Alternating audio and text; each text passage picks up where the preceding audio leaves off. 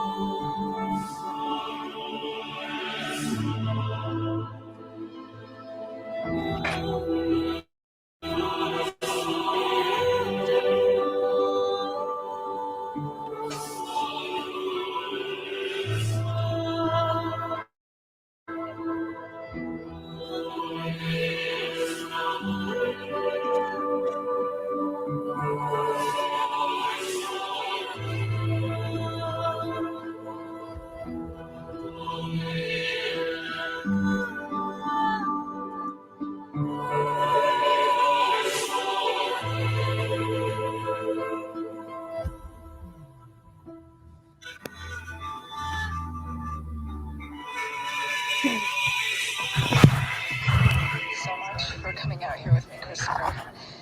I'm having a wonderful time. You mean a lot to me, and I'm glad that you're having a blast. I am so out of breath. Hi. It's me. You guys just call me back when you have a chance. Bye. Hi. It's me. I miss your face. I was just calling to say hi. Call me back. Bye. I was like, do you have 401k? And he was like, yeah. And I was like, do you have 401k? And he was like, yeah. And I was like, do you have 401k? And he was like, yeah. And I mean, the reason I ask him this is because if I get into a relationship with somebody, I want to know like what kind of baggage that they have. I think that's important. If I walk into a situation where I'm like, hey, I have good credit and I have all these things and I have all these things and I have all these things, and I have all these things that I can't tell you like the exact words of the exact conversation at the exact time and place, because it's like we had a lot of conversations. I mean, we talked every single day. So it's like I'm trying to help you guys with the stuff like the stuff that's more current. I can give you guys a lot more like detail and exact times. When you're asking me about something that happened 6 weeks ago and exactly what was said, it's like, I mean, I'm sure I can give you a general idea, but to be honest with you, like and oh boy, isn't that the holy cow? Like, does she ever take a breath? It is so crazy to me that she just talks and talks and talks and talks and talks and talks and talks like that for hours upon hours. I mean, I can talk and I can talk fast, but that's crazy. So welcome everybody. I'm so happy you're here. Thank you for making time to come join us this evening. Hey, Penny Lane. Oh my God, that giggle is horrific. Kevin, I want to be a cowboy bashnik. You're going to be coming up tonight, right, Kevin? And by the way, I want to be a cowboy bashnik is my favorite of all of your names. And Jeannie and all moderators, thank you so much for being here. Hi, Mrs. B. Great to see you too. Molson Man, Muck Boys. Oh, all I have to do is send you a message and here you are. So happy you're here. Idaho Charlie, how are you doing? Nice to see you as well. And let's see here. Glad girl. I'm so glad you're here too. She never catch a live, she says. MK, how's it going? And Madonna Brown, welcome. How are you doing? Maltese Cross. Angie Flores, how's it going? Nice to see you. Kara Yimblay, how's it going? Loy, I'm sorry. Loy, how's it going? Thanks for being here. Welcome. Julie Zahos, welcome. Thanks for being here as well. Ara, so happy you're here. I saw you were doing a live stream earlier. I was going to pop in, but we were just about to sit down to dinner, but I hope it went well. Let's see. Let me just go up a little more and then we're going to get started. I think Sis Vicious is in the house and all of you who are just hanging back, welcome. I am so super glad that you're here. So, there is a little bit, I'm just going to touch on this very quickly, of news or information going on with the so-called Idaho 4 case, state of Idaho versus Brian Kohlberger. I just uploaded a video on that this evening because wouldn't you know, something that we knew was going to happen happened.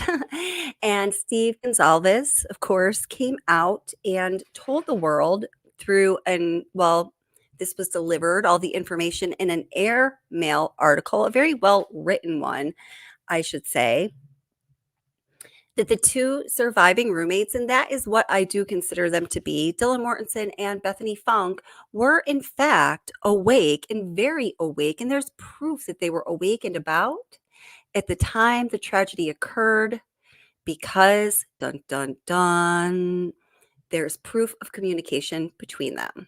So on this channel, we already know that per the information we have been discussing recently that I learned from our two friends at the University of Idaho who were good friends with Ethan Chapin and his brother. I was going to say his brother, but him and his brother, of course. And, so that's not even news for us. So I just did want to point that out. And hopefully this will be a more mellow Watts live stream.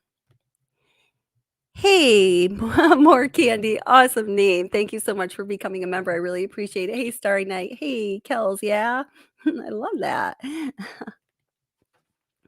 Yeah, you guys have been asking for a Watts live recently. So buckle up, Buttercup. Hey, Renee T. Hey, Christina. Let's see. And let me just get down to current time. Salmon Ella Loach. I'm gonna mess up some names here, and I'm sorry about that. You guys are all super important to me. If I mess up your name, it's just because I can't read very well without my spectacles on. No, I'm just kidding. I do wear contacts, but there's a lot of stuff going on when you're running a live stream. So anyway, I am so glad you're here. This is a rough month for Utter. Oh, I'm sorry to hear that. We'll talk about that later. If you need anything, please email me at whatsobsession@gmail. I might not get right back to you. Some of y'all know, but I eventually will. Hi, Mitch. So glad that you're here as well. So, guys, there are so many issues to discuss when it comes to the Watts case. And I know that some people will say, Jeannie Ramsey, the case is over. There's not much to talk about. I'm just mentioning you because we were having this discussion recently on the phone, something like it. But in my opinion, guys, there is plenty to talk about, and there always has been. The fact that Chris Watts is in prison and will be for the rest of his life is a gift of justice to the whole world, and especially to Shanann's family and friends and community. Shanann, Bella, Cece, and unborn baby Nico.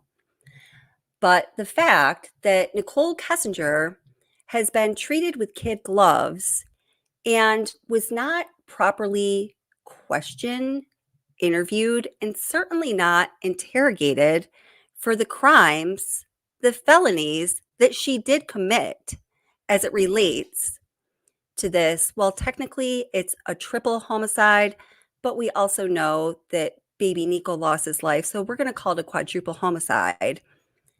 The fact that she has been completely ignored by law enforcement, except for on the occasions when they went out of their way to pamper her, is an absolute miscarriage of justice.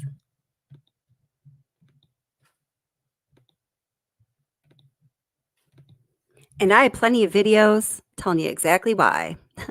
Tonight, we're going to talk about a few of those things.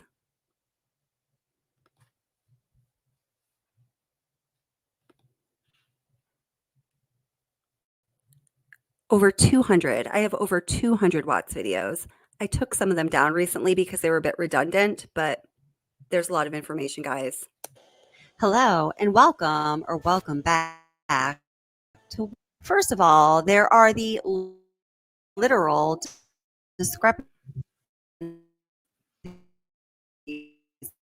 with each.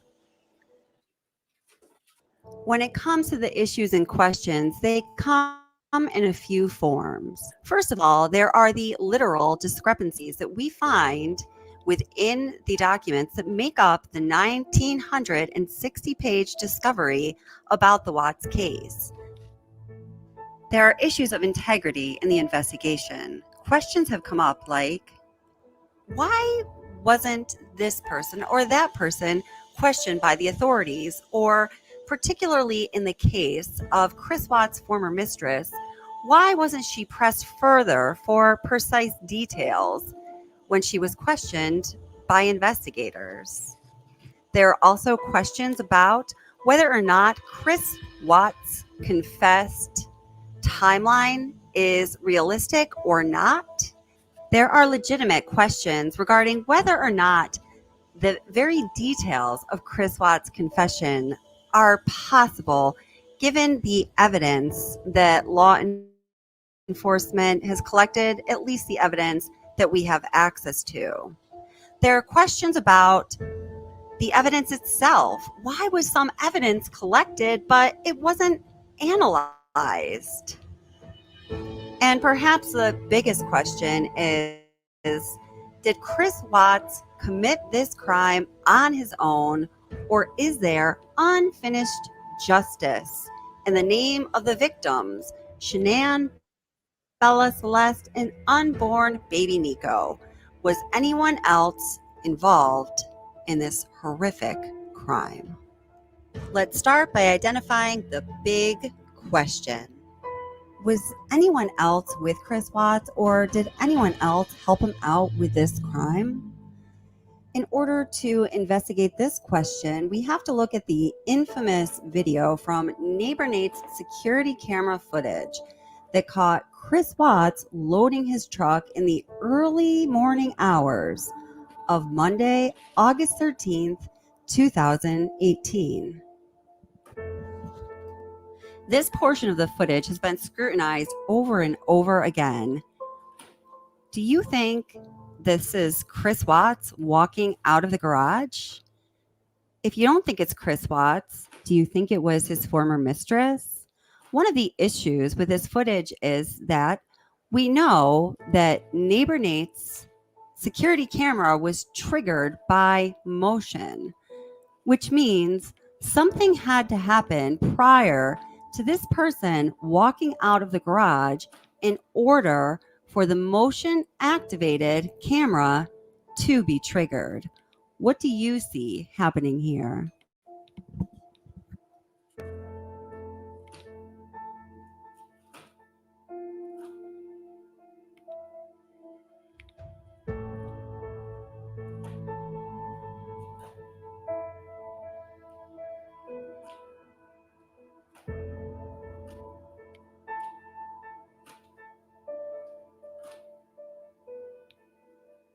Let's play that again, going in really slow motion.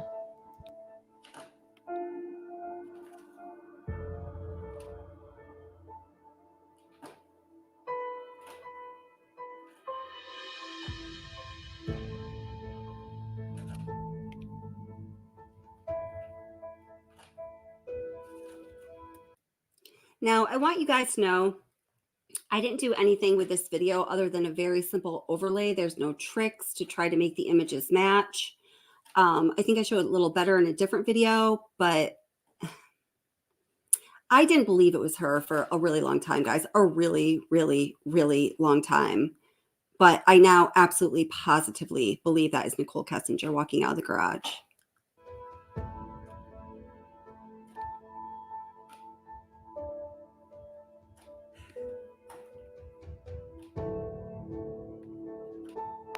We know that Chris Watts had a gas can, and he loaded the gas can, or was trying to load the gas can, into the bed of the truck.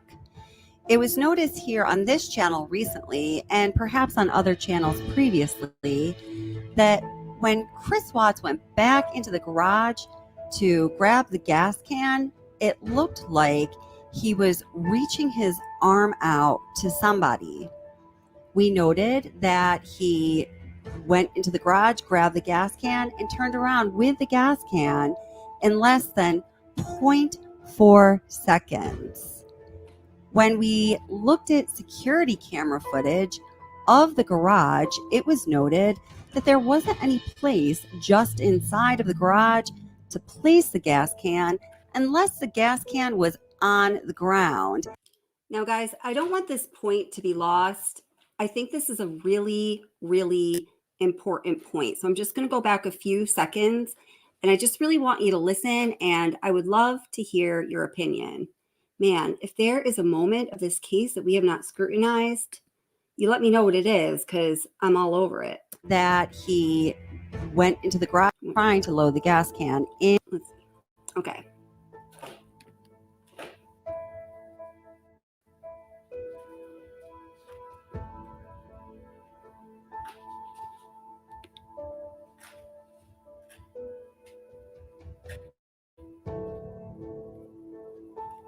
We know that Chris Watts had a gas can. All right, so listen up. And he loaded the gas can, or was trying to load the gas can, into the bed of the truck.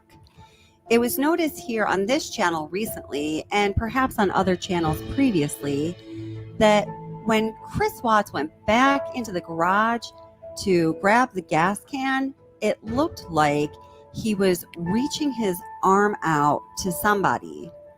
We noted that he went into the garage, grabbed the gas can, and turned around with the gas can in less than 0.4 seconds. When we looked, so he turned around, he went into the garage with a gas can. He turned around, came out of the garage in less than 0.4 seconds. Okay, now I'm explaining to you on subsequent video research of the inside of the garage. This is what you're going to see. Security camera footage of the garage, it was noted that there wasn't any place just inside of the garage to place the gas can unless the gas can was on the ground. And in that 0.4 second span of time, and the way Chris Watts is moving, it looks like it's highly unlikely that he bent over to pick something up off the floor.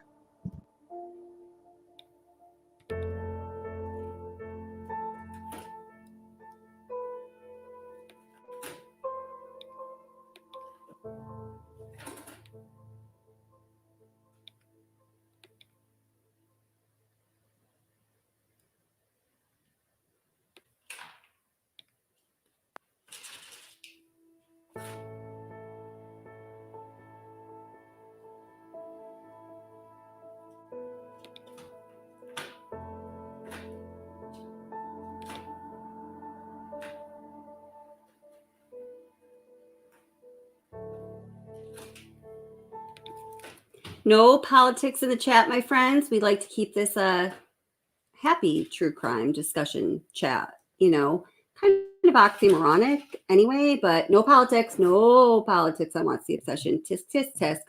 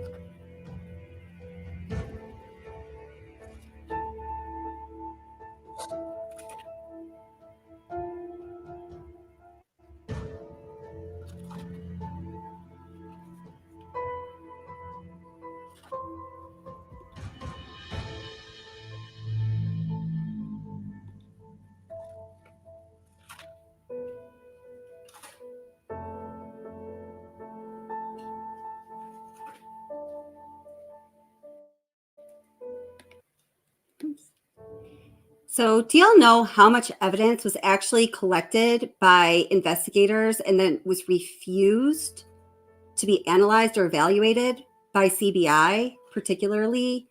We're going to be looking at that in just a moment here.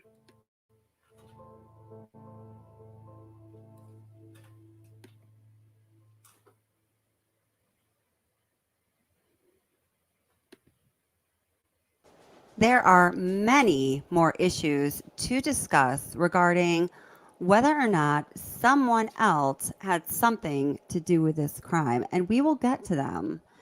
But right now, let's listen to a small portion of Chris Watts' interview with Tammy Lee and FBI Special Agent Graham Coder. Let me give you a hint. So let's see. Albin 2, welcome. How are you doing? Albin 2 claims to know Nicole Kessinger and where she's at right now. And Albin's 2 belief is that Nicole Kessinger doesn't have anything to worry about. I think you believe that she didn't do anything wrong, or definitely that law enforcement is not going to go after her. So I know moderators are on high alert with Watts live stream. So I just wanted to explain it to you. And Albin too, welcome. Glad you're here. Before he was arrested. This is when they're trying to break him down and get the truth out of him. It's just before his father, Ronnie Watts, comes into the interrogation or interview room to speak with him. And let's hear what Graham Coder and Tammy Lee are saying about what they think happened that awful morning. Like, there's nothing, just because Chris, people can be pushed to the point where they do something that they regret. It happens every single day. I know. But part of what makes you a man is the guy that goes, really fucked up, but this is what I did, and I'm gonna pay for what I did, and I'm gonna tell you what I did, and I'm gonna be honest about it. Chris, we can keep talking to you once we find these girls, okay? So once we find these girls and your wife, right? No matter how we find them, no matter what condition they're in, we can keep talking to you and you can tell us, guys, it's not as bad as it looks. And you can say, let me tell you what happened. I was never comfortable with you, Graham, or with you, Tam. I wasn't comfortable yet, but now that everything's known, now that the girls are found and Shanann's found, however they're found, it's okay. We can keep talking to you. Okay? Chris, did Shanann do something to them? No, I don't know. Muck Boys, you just committed Watts the Obsession blasphemy, and I think that there's going to be some kind of penalty for you. I just need to let you know that. I'm serious. I have no clue. No, you would have known, because they didn't leave the house. Did Shanann do something to them, and then did you feel like you had to do something to Shanann? They were at the house when I left. They were there. They weren't there. They didn't leave. They vanished. They were The there. only way they could have left is in your truck. There's no way, because, like, I didn't just throw them in my truck. You know your truck has GPS, Yes. right? Yes. Because you even told your boss, like, Yeah. hey, I'm going to celebration, I'm maybe staying Yeah. at a friend's house, whatever. You know that thing pings every 10 seconds? Yep. So we will know You can't turn it exactly off. I don't. where you went. And your company's giving that to us. So there, you heard Colorado Bureau of Investigations Tammy Lee say it herself. She knows that Shanann, Bella, and Celeste left in Chris Watts' work truck. The investigators know that. There's really no other way they could have left unless they left through the back, which some people keep open as a possibility, and we really cannot rule it out since this case was not completely investigated. The question I have regarding the evidence that is presented in the discovery documents is if Tammy Lee and the investigators knew or felt they knew that the family left in Chris Watts' work truck, then why did they handle the evidence that was taken from Chris Watts' work truck in the way that they ultimately did? Let me explain. In the discovery, there's a detailed description of how each vehicle was handled. Both Shanann's Lexus and Chris Watts' work truck, the Ford F-250. So we're particularly interested in this part under scene investigation and vehicles. Says on Tuesday, August 21st, 2018 at 1600 hours, myself and FSK Henson arrived at a certain location to process and execute a search warrant for the two vehicles which possibly had been used to transport the deceased victims in the case. So going down to the third paragraph, after a brief discussion, it was decided that CBI would photograph, collect, and package all evidence located. CBI would also use adhesive-based rollers and collect any possible hairs, fibers, and other trace evidence from the Ford truck in an attempt to determine any recent possible occupants of the vehicle. What I find to be of particular interest is the notation that the adhesive rollers collecting evidence, also known, guys, as trace lifts, was for the purpose of detecting any possible passengers or people that were transported in that vehicle. Okay, so let's just be clear. Evidence collected in Chris Watts' vehicle, among a lot of other evidence, is this important evidence. Trace lifts of certain areas of his truck as described in the warrant. So trace lifts in the back seat, the left side back seat, the center back seat, the right side back seat, the front passenger seat, the driver's seat, the center console, the steering wheel. And it specifically says that the trace lifts are for the purpose of determining any possible passengers in his work truck. Cool. And you got that evidence? High five. That's awesome. Let's go analyze it, right? No.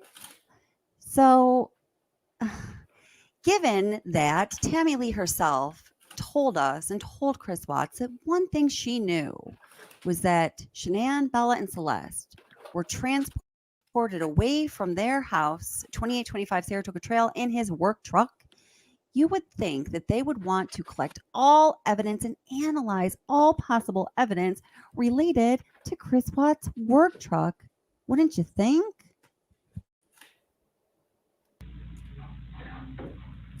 The only way they could have left is in your truck. The only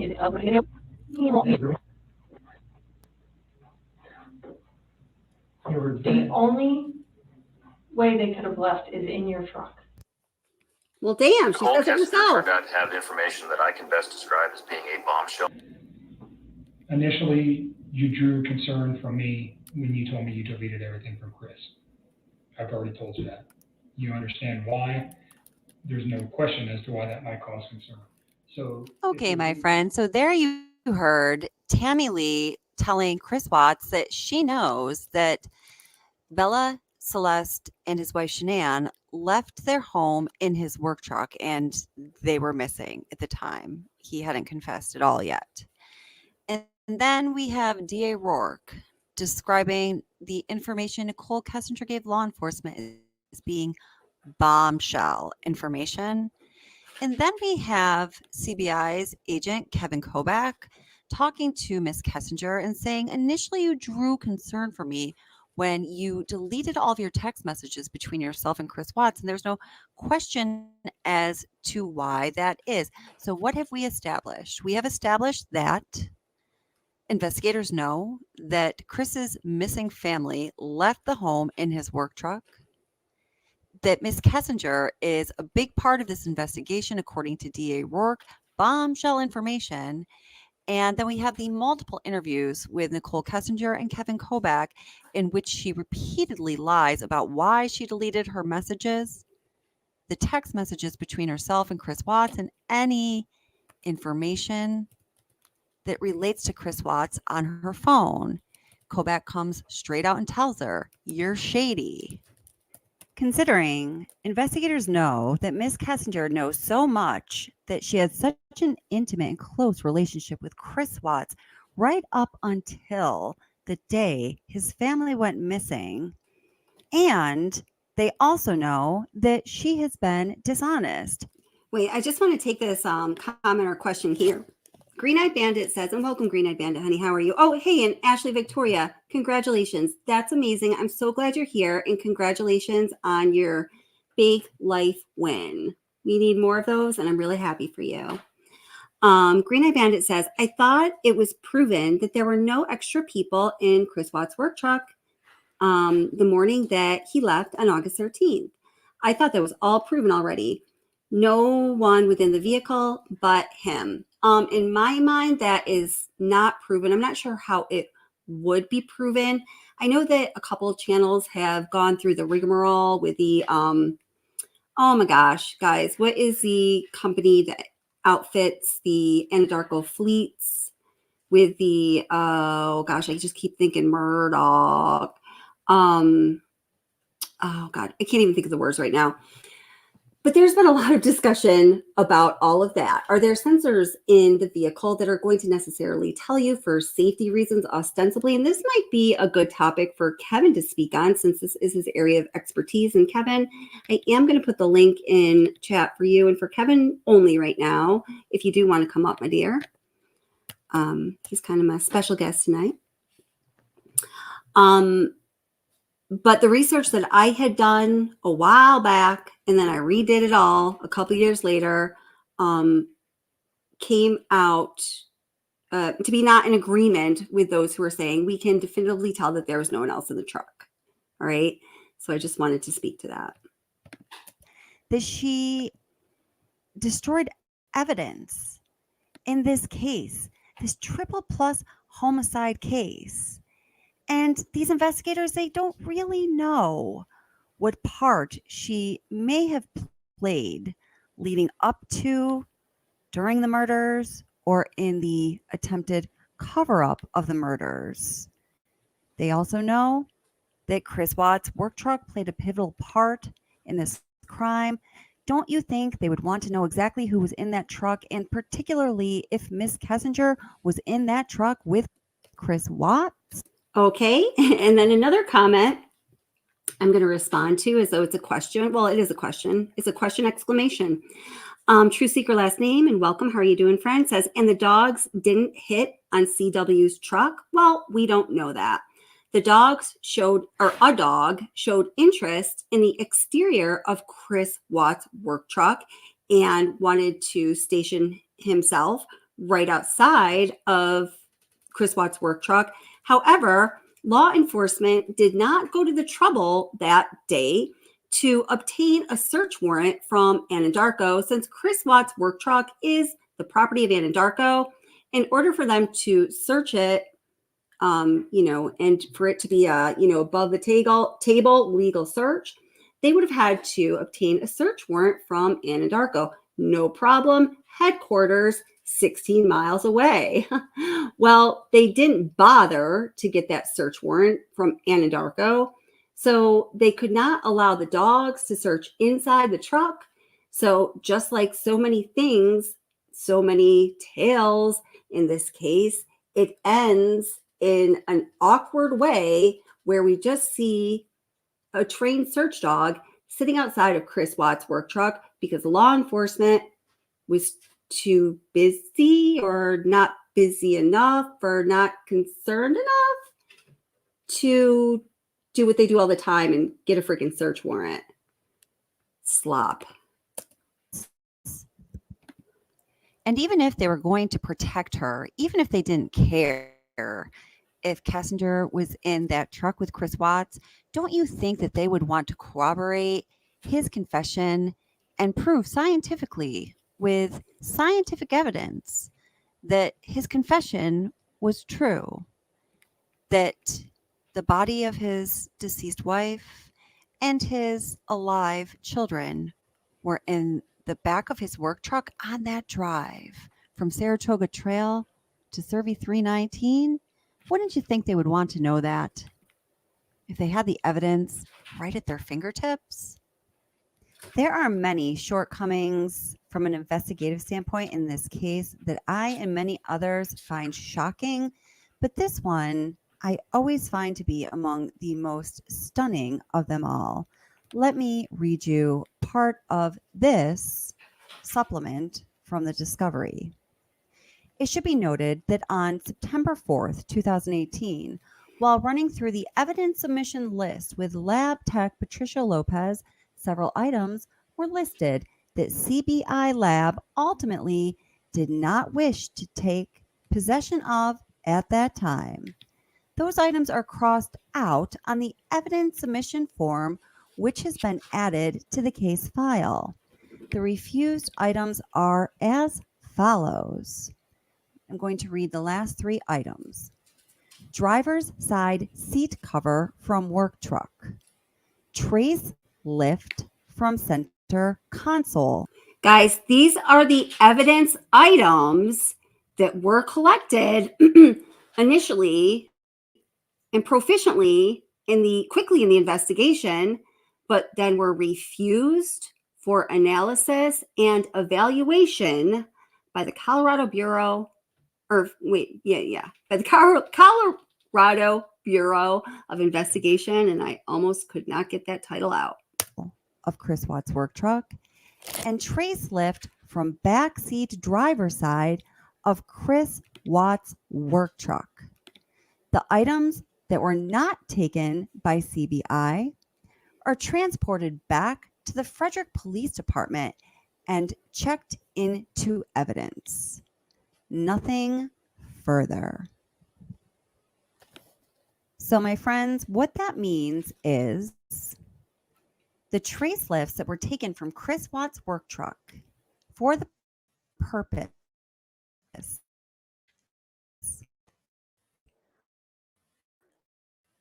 of determining if any other occupants were in that truck, chose to not send that evidence to their labs to analyze the evidence to determine what DNA could be found, what hair could be found, what other evidence, trace evidence could be found that would decisively identify what, if any, occupants were in Chris Watt's work truck, and they could also determine if those occupants were alive or deceased. Now, when I've brought this issue up before, people might refute it by saying, oh, well, maybe, well, hey, right there, it says they didn't wish to take it into evidence at that time, so maybe they analyze this evidence another time. But guys, we know that's not the case because District Attorney Rourke went with the story that Shanann, Bella, and Celeste were all murdered in their home at 2825 Saratoga Trail until Tammy Lee, Dave Baumhover, and Graham Coder went to interview Chris Watts in prison after he was already serving his 5 consecutive life sentences on February 18th, 2018, over 3 months after his sentencing. At that time, Chris Watts then gave them a more complete confession, informing them of what apparently really happened, that Shanann's life was taken at the home, and that sweet little Bella and Celeste made that car ride from Saratoga Trail to Survey 319, 45 minutes, alive, with their mother's body on the floorboard beneath their feet. And it wasn't until they arrived at Survey 319 did they take their last breaths. People who were involved in law enforcement, and unanimously, they believe that this trace lift and DNA evidence would have determined if Shanann, Bella, and Celeste were in fact in that truck, if Nicole Kessinger or any other party was in fact in that truck, and if those occupants were in fact alive or deceased. So the question remains, why did CBI choose to not analyze this critical evidence that had already been collected?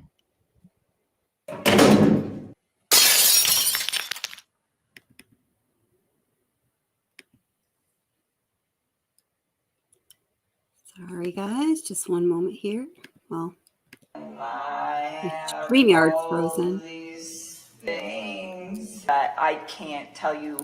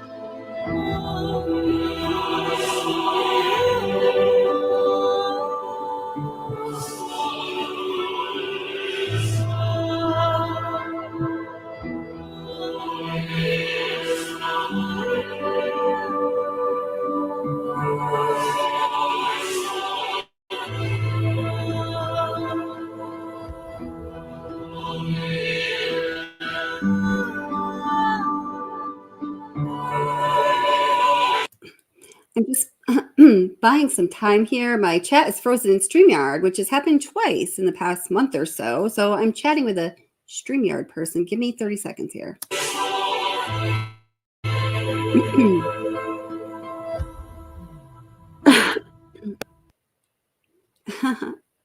Reload the pages. Oh my God, it's freaking kill me. StreamYard, I don't love you, not at all. Give me a second here. I got to reload. According to StreamYard.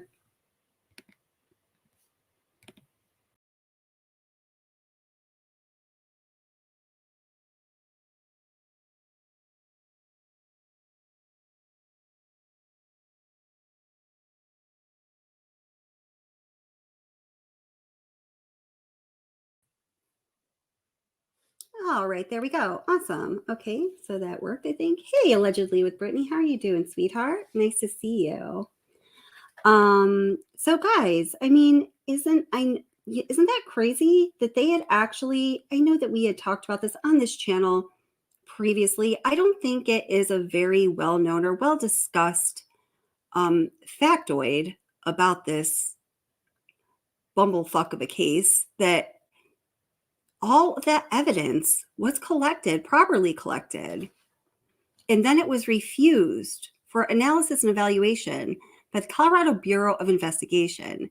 Now, I also want to say that it was refused for analysis and evaluation by CBI, not after Chris Watts took the plea deal, or I should say DA Rourke accepted the plea deal that Chris Watts put forth.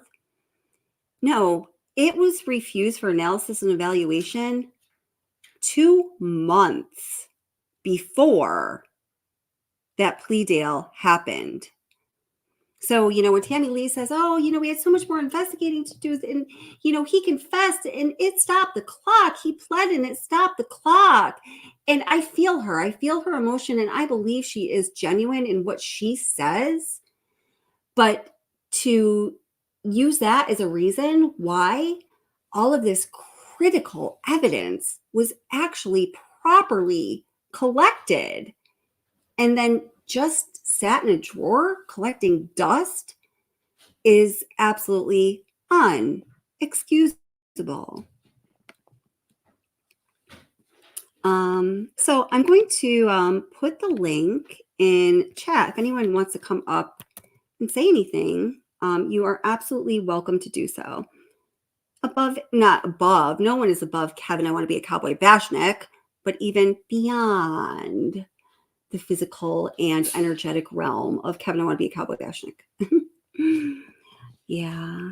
Oh gosh, Layla, I just read your comment. Yeah, I can't pin that, but yeah, some of these comments I can't pin because YouTube. I know. It is very sad to look at them. I know. NK never charged. Nope, absolutely not.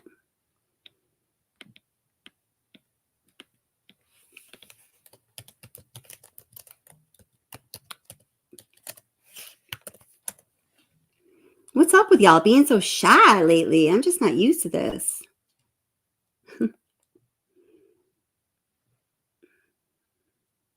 Yes, I agree with you, Ashley. Says in just vague enough terms to satisfy YouTube. I thank you. I feel they may have been given something and then given it again, which is why they were surprised when Bella woke up. And I agree, she watched her. Oh my goodness.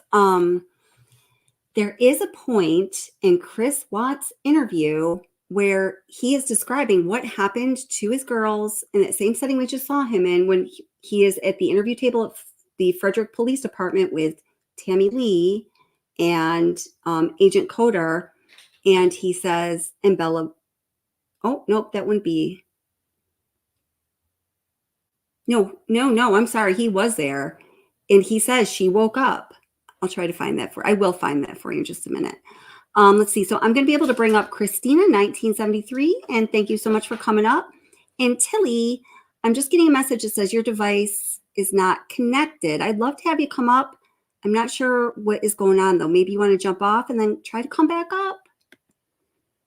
So, Christina, how are you doing, my friend? How's it going? Oh. See, you're currently muted. So when you're ready, unmute yourself. Or you can try to, here, I'll try. Oh, no, you're choosing to. So unmute yourself if you would like to speak, Christina. And I'll just wait a second here. Hello. There you are. Hello. Hi, how are you? Hello. Can you hear me? I can, but just 1 minute. Hello? I'm gonna mute you for a second because I don't know if you can hear that feedback, but wherever you have this live stream playing in your house, whether it's on your phone or your laptop, you've got to mute it. So you have to mute wherever the live stream is playing, or it's going to be like crazy echoes and like. So go ahead and mute it, and then I'll unmute you again. Sometimes it takes a couple tries. Okay, I got it.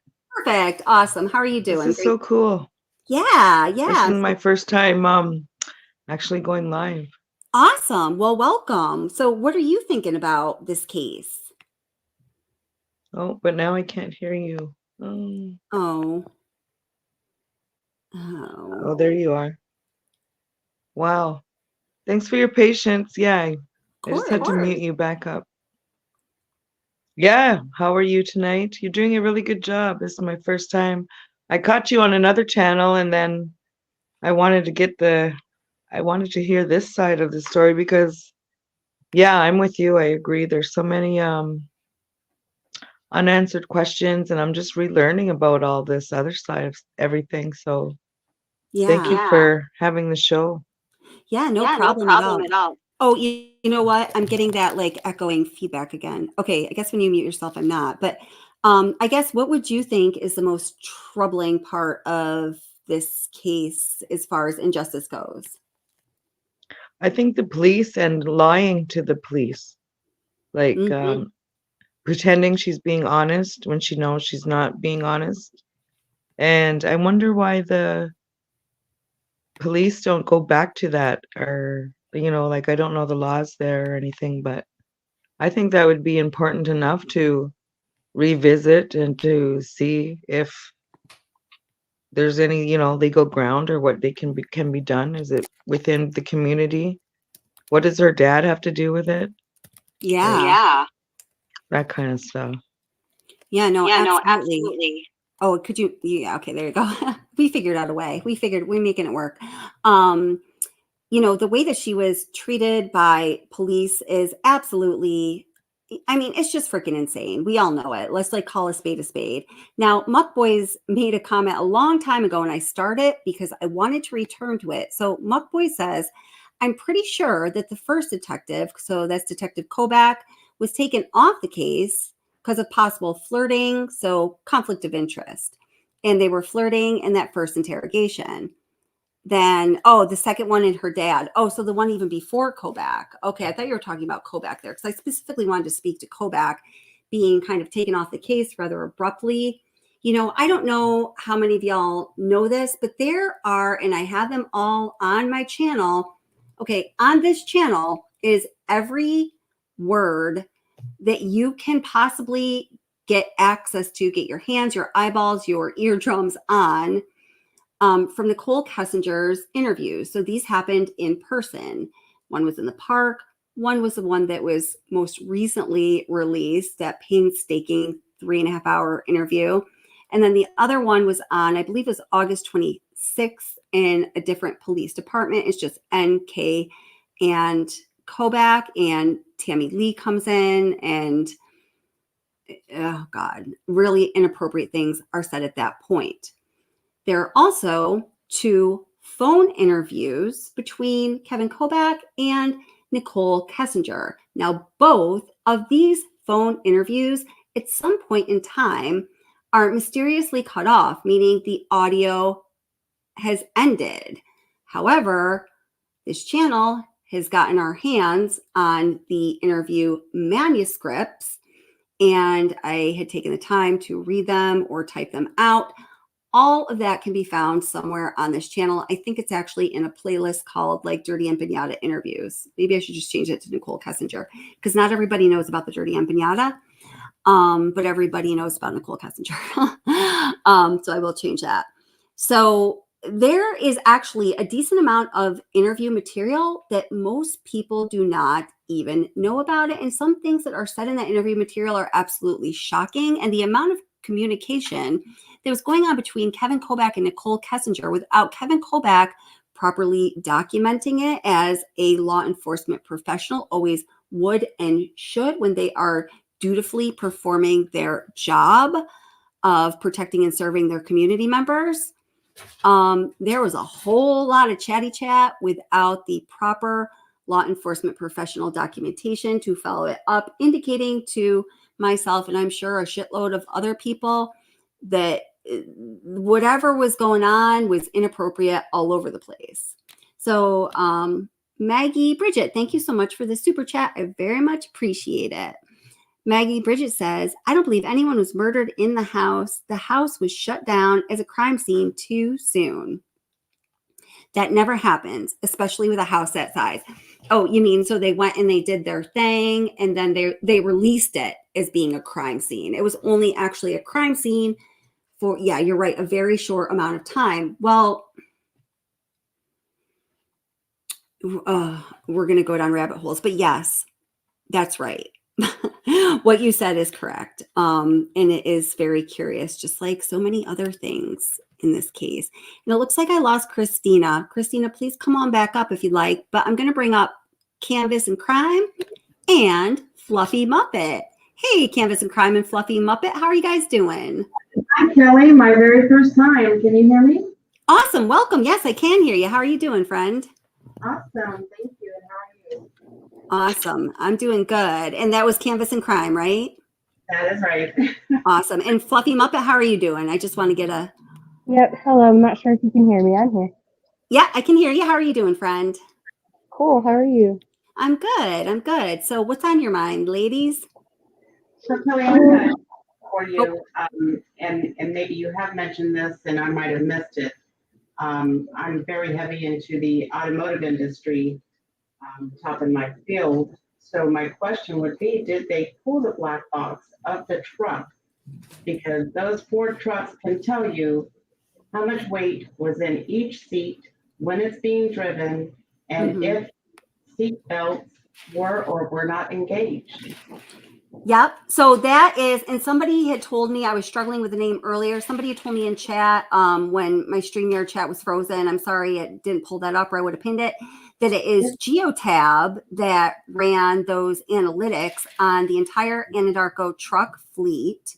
So yes, Geotab is reports out in the discovery, and there was a lot of information gleaned from that Geotab analytic reporting. Is that what you mean? Yeah, well, I mean, it can go a little bit deeper than that. The Geotab will tell you where the truck went, how long it drove, what the gas may have been at that time, what the speed was traveling, and that's very similar to what was used. You mentioned the Murdoch case, but the black box in a Ford truck, there are so many sensors that can tell you how much weight. For example, when you get in your car, if you throw your purse in the passenger seat, all of a sudden that light comes on and says your seatbelt's not engaged or your airbag is not engaged. That sensor, those sensors feed right into the black box, which is separate than the Geo, where the Geo can tell you where the truck has been. This can tell you how many passengers potentially have been in that car and how much each passenger weighed. Because each sensor in that, the weight is calculated every time you get in and out of your car. When you sit down in your car, especially a Ford truck, will tell you the brain, the black box, how much pressure needs to be tensioned on your seatbelt in case you were in an accident. All of this, of course, happens in a split second, but those black boxes, you can travel back in time and it will tell you if there were 60 pounds in the back seat, if there were 120 pounds in the passenger seat. So did they not pull the actual black box? Is that what I'm understanding? Well, I mean, that is a very good question. And, I know that this has come up at different times for various reasons, over the years.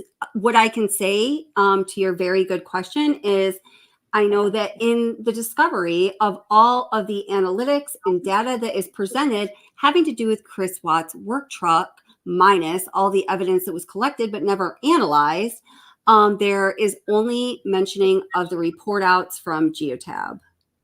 And that just adds to the long list of things that they could have done. That's a shame. Thank you for answering that. No, that's a really great question. And hey, Kevin, I want to be a cowboy bashnik. Since you're an expert in this field, do you have something to say about that?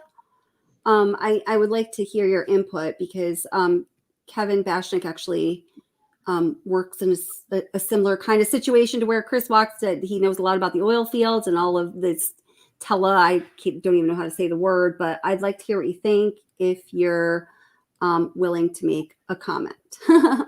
So Canvas and Crime, or no, Fluffy Muppet, what are you thinking? Yeah, hi, sorry. I would say just like one of the most, I guess, frustrating things, and I think things that just keeps me stuck on this case, was how they sort of conducted themselves around Kessinger. It's never going to make sense to me as to why her father was allowed into the interview. It's never really going to make sense as to why, like, okay, say you take how they treated, what was his name, Trent Bolt, later on, where they were threatening to kind of put the charges for him making up his little stories. I mean, when she was blatantly lying to them, I can't get her, I just can't. And it's not coming from, I really wanted to start out really neutral, and I don't think she deserves any harassment. It's not coming from a witch hunt kind of No. I don't think witch hunt should have ever been applied, especially by an official to this case. It never, at least for people like us, I will include myself, it never has been a witch hunt, by no means. Yeah, because I mean, taking it from, things aren't black and white. Marriages fall apart. I'm not trying to demonize the mistress. Everyone had their part, and, I don't know. Sure. So I definitely wanted to go in neutral, but once the further you get into it, and once you get a lot of the redacted stuff and the fact that the discovery starts with her search, I can't drop it. And nobody really seems to understand why. Yeah, I mean, it is all of these things that are significant on their own. Let me make that clear. But when you put them together, the weight of the significance is like, it's unbearable. It's just, you can't not. I mean, it's just, yeah. Yeah. It is pretty crazy. And what she was referring to, I just put a video out about this, I don't know, the other day, I'm losing track, but the first, could you mute yourself for a minute? Okay, never mind. I'm getting a little bit of feedback from one of you. I can hear my dog. Oh, what kind of dog do you have? I have 2 pit bulls. Oh, I used to have pit bulls. They are so precious. Oh, little sweet baby. Yeah, they're protecting the house tonight. My husband has deployed for 2 years, so I'm going to let him bark. I apologize. It's okay. What color are they? They're both brown, light brown and dark brown. Aw, that's so precious. What great dogs. To protect me while he's gone. That's awesome. I greatly appreciate you letting me come up my very first time. Thank you so much, and please keep up the great work. Oh, well, thank you so much. And thank you so much for coming up. I really appreciate you. And that was a really wonderful question. Thank you so much. Thank you.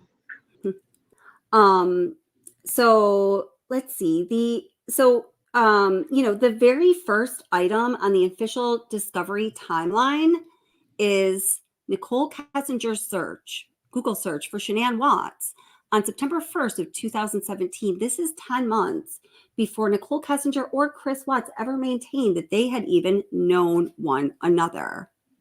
Interestingly, the last item on the official discovery timeline for the case of the charges related to the murders of Shanann Watts, Bella Watts, Celeste Watts, and unborn baby Nico Watts also has to do with Nicole Kessinger, and that is her search for Amber Frey, her net worth, and if people hate Amber Frey. And I mean, honestly, I wouldn't, girl, if she came out with the book, I wouldn't exactly look away. I might not buy it, but come on, we'd all be curious. Oh, hell yeah. I'd read that in a hot second. But I guess, it possibly be damning too. I'm sure, because she doesn't know how to, control what comes out of her mouth. I mean, God forbid her dad was like the editor. Geez. But there's also this. So, why and Lard D, I don't know if you're still here, but this is very much where you come in, because we need to pick up the conversation we put down about Nicole Kessinger being in federal custody a long time ago. So on page 283 of this is redacted pages. And I hadn't noticed this until about, I don't know, a year and a half ago. And I honestly had not even heard anybody mention it since then. You have to kind of read carefully. And you start to pick up things because everything feels significant because there's so much significant incriminating information about Kessinger in these files. But anyhow, it says recorded interview of Nicole Kessinger, protect identity on August 15th, 2018. Why? That is so curious. Why? Like, I don't want to be the conspiracy theorist, but I mean, again, let's just throw the OTO stuff out there. Why? Yeah. I mean, it may all just be a lot of weird coincidences, but let's look at weird coincidences here. Let's look at the date. Yes, you're absolutely right. Let's look at the date of this document. Protect identity on August 15th, 2018. The timestamp we see on the document is at 5:36 p.m. So this is 2 days after the murders. This is the day that I don't even want to say she turned herself in or she contacted law enforcement, because that would be a misnomer, or maybe it would just be a lie. Because Tony Husky contacted law enforcement. In discovery, it says 3 hours before Chris Watts' polygraph was intended to begin, which was at 8 a.m. Tony Husky contacted CBI 3 hours prior to that. So that's 5 a.m. And Tony Husky, who is the supervisor at Anadarko, informed CBI of the relationship between Chris Watts and Nicole Kessinger and forwarded along the emails proving there was an inappropriate, not work-related relationship. So it wasn't even the day that she turned herself in. It was the day she was turned in. Yeah. Less than 48 hours. This is like 36 hours after the murders. She's already a protected witness. And that makes no sense. No. Because, I mean, there was no way that they could have possibly ruled her out. I mean, did they? It almost sounds like they basically had no interest in ever pursuing her as anything but a witness, basically. And like that was established super, super early on. And ooh, I had a question. Yeah. A fairly big YouTuber. He has a few channels. One called The Casual Criminalist. He recently covered the Watts case. And I didn't care for it. Whoever wrote it was obviously does not have, property on Watts Island, but like some of us. Right. But they had claimed that the girls' beds were made. Was that true? And I thought that was a little bit weird because when would that have? Wait, ask that again. Sorry. They had said he had mentioned that the kids' beds were made, and I don't remember that being a point. Like whenever the cops came and did the sweep of the house or whatever, Yeah. like that the master bedroom, of course, was stripped, and that the kids' beds were made. Were they made? No, And no, I don't believe so. And if I mean, I don't think they ever got really messy. I mean, it was the house they lived in, right? Yeah. But I know it was not anything that was ever made. It raised eyebrows. As far as I know, please, if anybody out there knows better than me, or if you have a different opinion, you can go ahead and, state that different opinion or prove me wrong. Layla Stevens says the bedding was removed. I think, yeah, in the master bedroom. Yeah, in the master bedroom. That's right. The kids blank. He says the blankies were gone. He keeps focusing on it. He's like, the blankies are gone. Their blankies are gone. I remember it was small blankets or big blankets because in his mind he's so fixated on the blankets. Yeah. Yeah. I mean, if their beds were made, it just seems sort of weird. At like, what point would he have made them if this was true? That's why I just felt like it was. I mean, I feel like if that's true, then that may have somewhat changed as like. I don't know. I guess it just sort of adds questions as far as the timeline goes of what he did. I mean, granted, we'll never know because he's full of BS, but. Right. Well, we're going to look at what we can of this right now because we don't leave questions that we can answer unanswered on this channel because they're so few and far between. Let's see what law enforcement at least saw when they initially went to the property. Here, I'm going to just get you the best video I could find. Let's see. That's upstairs, downstairs, office. Hold it. Just give me 1 second here. So you're saying if the beds were made, that would obviously take time. It would take someone time. So we would have I would imagine like after he had, done with Shanann and the girls are then again up, does he then make the beds before they go on their way? Like that wouldn't make sense. Like when, I don't know, it may have just been something that, again, like this video, it wasn't, you know what I mean? There was, I don't know. They had also they'd used a different name for Nicole Kessinger, which I wasn't overly, I mean, again, I understand with, we don't want to harass people. But on the other hand, why are we almost not allowed to question something sometimes? Oh, yeah. I mean, I don't even think he's received like the Watts Island travel brochure yet. Yeah. Yeah. I mean, that's just some things are settled. I mean, she chose to change her name. She doesn't even own that name anymore. Right. So let's see. All right. I'm sorry. I just have to look at this now. I just get a little, I just want to. Yeah, I heard that. And that was just a point in there that I was like, that bothered me because I was like, I don't know. Yeah. Oh my God. I go crazy when I watch things and I'm like, no, the facts, they're all wrong. Wait, the facts, they're not even here. This person obviously didn't see the unredacted version of the friggin' discovery. Or, I mean, I think, maybe at first blush, I think as far as true crime cases go, I think many of us have been following or attentive to true crime cases, many of them, across a period of time. I know I definitely have. This is a beast. I mean, it really truly does require like a study and dissertation in order to prove your due knowledge of this case. It's a beast. It's a big one. And what's remarkable is Chris himself is the least important and like I would say interesting part of it.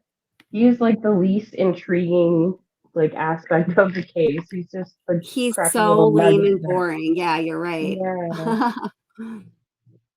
You're right. So here, I'm going to turn this up actually, because let's see.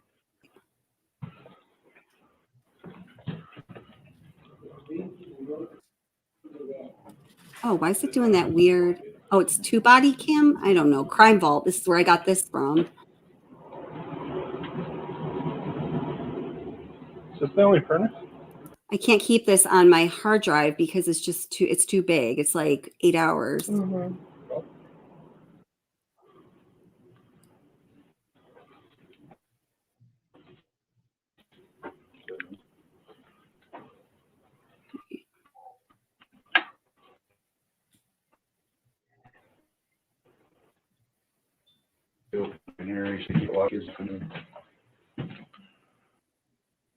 So the bathroom door was locked. So the kids don't come here and make a mess. They keep it locked. That's what he just said. Chris reported. And water in the toilet.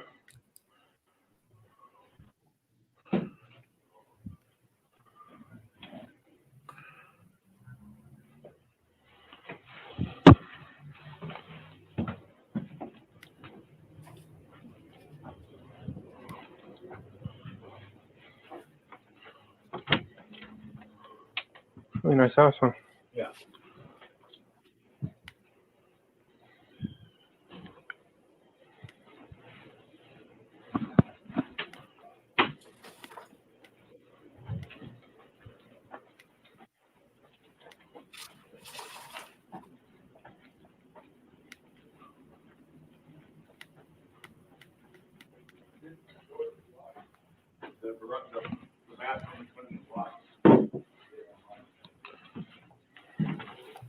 Jeannie has all the answers.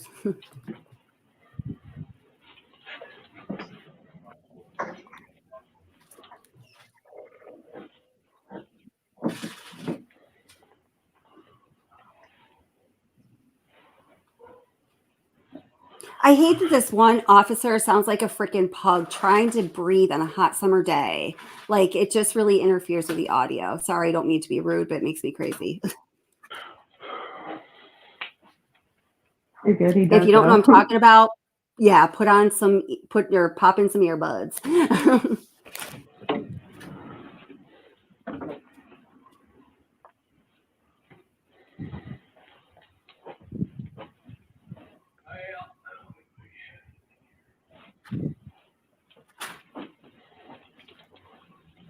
So is she a stay-at-home mom? Well, she's a stay-at-home mom, but she works from home. And she does all the work through her phone. Her phone was on this couch. Turned off. On this couch.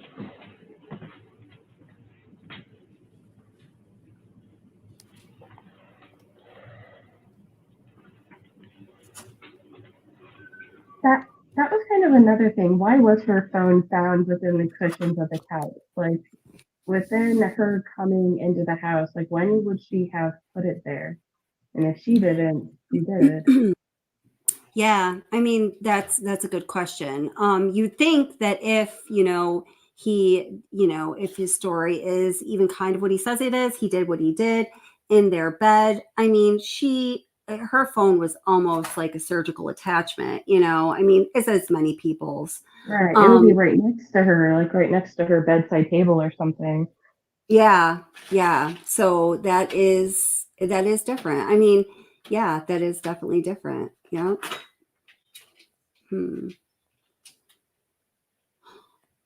Huh. So many questions. Lard D asks, "Hey Kelly, do you have the phone call interrogation with NK and the detective?" Why, yes, Lard D, I do. Is this by request? Would you like to hear it? And I also read you the manuscript of the transcript when the audio curiously cuts off. And I also put them both into one video so you can compare the difference.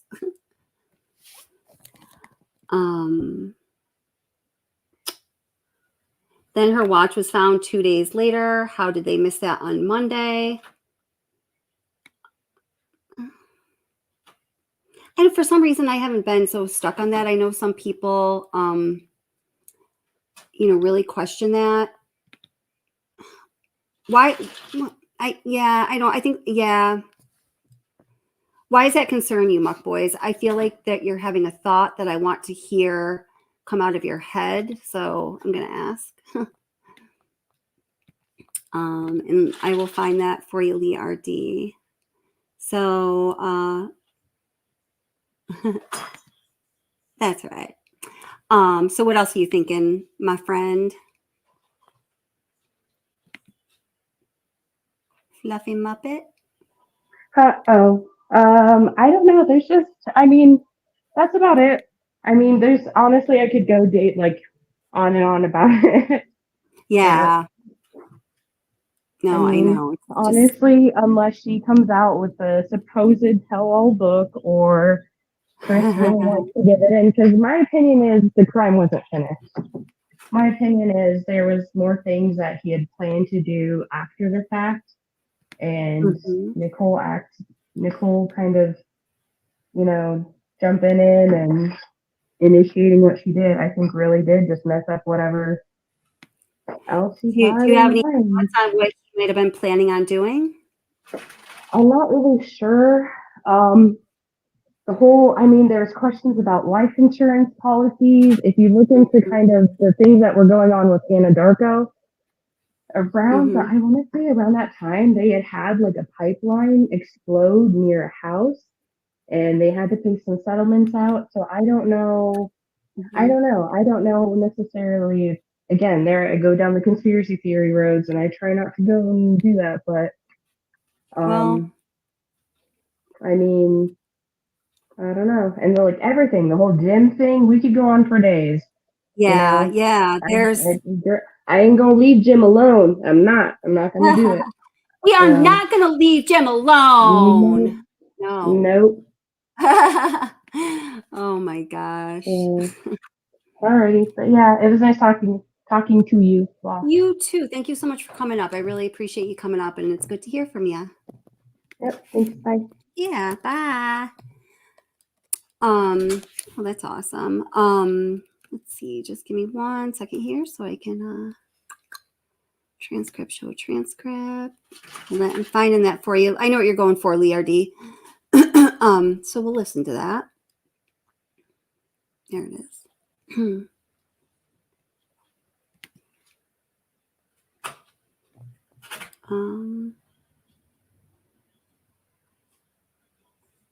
All right.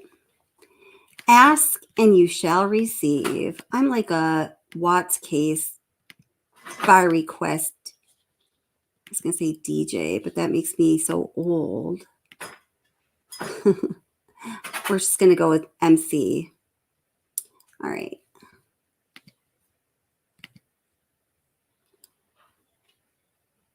Yes, Jeannie Ramsey, and I'm bringing it up right now because I am the Watts case MC, Master of Ceremonies, for all of you who are like, what the fuck is she talking about? And if you're still like, what the fuck is she talking about? I just can't help you. All right, here we go. So clean, and she does too. They both must have to like coexist in a house that clean. But like, I just don't see anything in that house like smelling. Okay. All right. So that was why I brought that up, because I was like, whoa. Okay. Very important. Thanks for remembering that. Yeah, I'm trying. I'm really trying to help you guys. I need you guys to help me too. Like, yes, we'll ma'am. do this as a team, but just don't. So fucking let me down, the reason, and I can help you guys do this too. We're going to do this as a team, but just like, just don't fucking let me down. So that's what I just played. Let me go back like a minute or two for context. She's talking about the girl's sheets being smelly. On Sunday night. No, we were on the phone, but I mean, I had to let him go and get up and go to work. That was the 9 to 11 call that it was like a 2 Oh hour. my gosh. Do you hear when he said that was the 9 to 11 minute call? He's like pounding on the table. Even though he screwed something up, man, this guy still has the patience of like someone special. 2 o'clock on that morning. So no, she got home on Sunday. Pardon me, Sunday. She got home on Sunday. So did you ever talk to him late on Sunday night? No, we were on the phone, but I mean, I had to let him go and get up and go to work. Now listen to him pound on the desk here. That was the 9 to 11 call it was like a 2 hour phone call. That was the 9 to 11 call on Sunday night from 9 p.m. to 11. And that would have been the last time that I talked to him until the work day on Monday. And that's when he texted you at like 3:45. That's right, Ashley. No, we talked during work. Remember I told you he like randomly texted me throughout the day at work, but it was just like bullshit conversation. Oh, and also, it wasn't what she just said. So she said, "Oh yeah, we randomly talked through work. It's just some bullshit conversation." No, and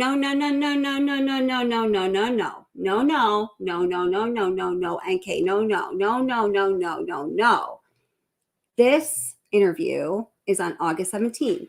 There is another phone interview. Well, it's partial phone, and then it cuts off for some weird reason. And you know what it cuts off? Part that the world would have never heard if not for finding, typing, and reading the manuscript of the transcript. And let me tell you what that says.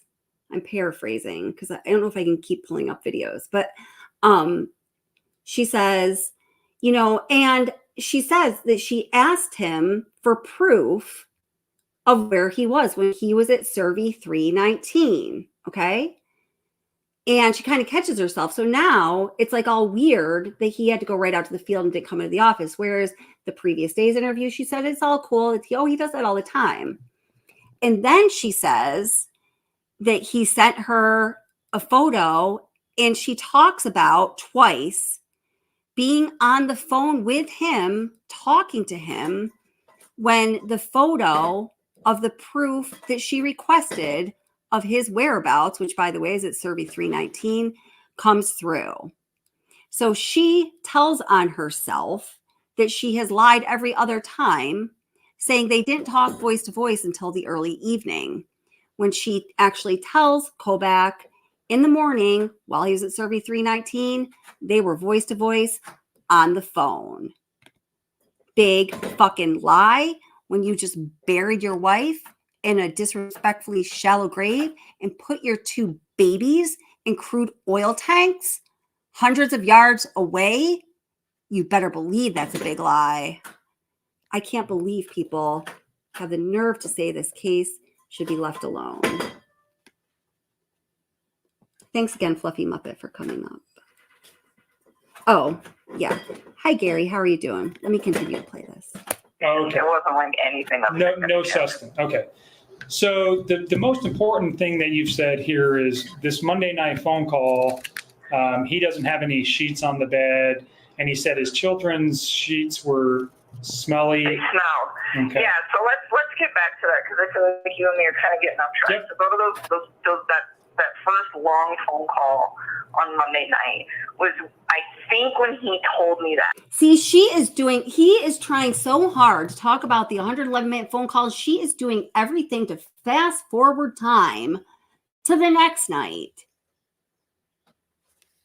I don't think he told me that in the... And she does this every time they talk.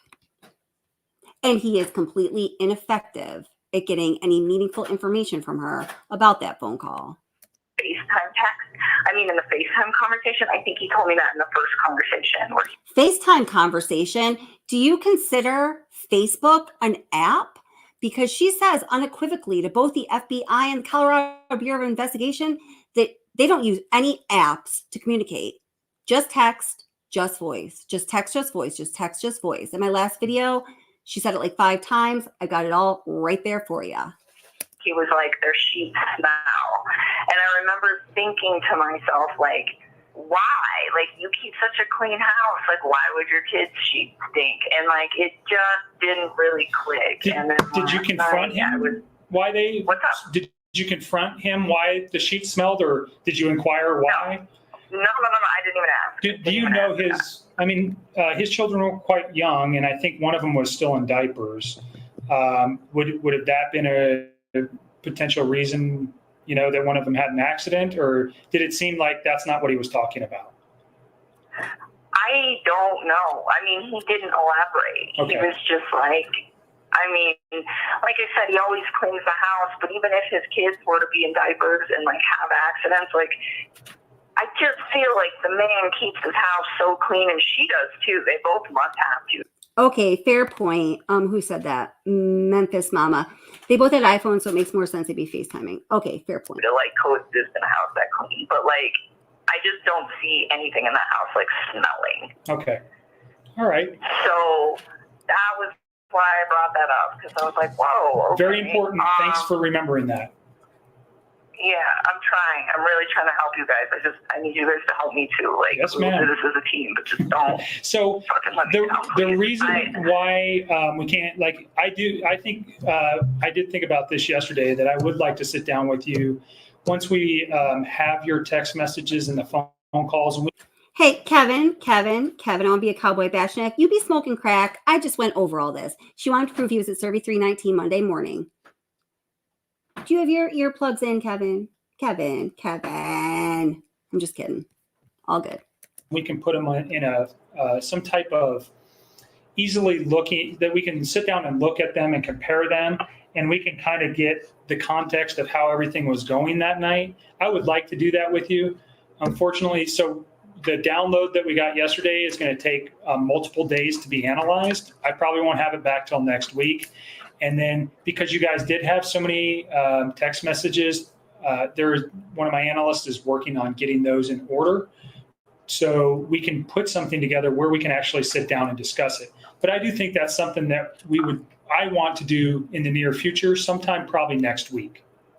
I mean, I can do that. I don't mind giving you guys my time. I just need you guys to like help me with my employer and try to just help me brace for this media thing. I need you guys to help me with my employer and to try to help brace me for this media thing, because, you know, I think we all know that is a service that law enforcement often provides, you know, whoever the fuck wants it.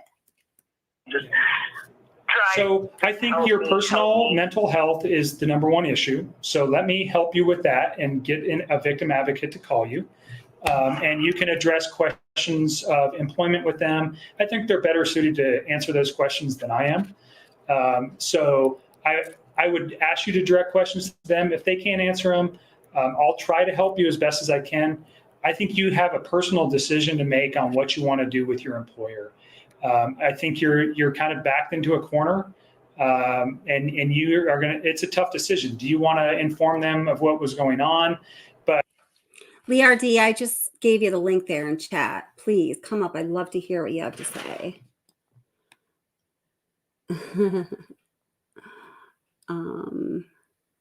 NK just needs to shut the fuck up.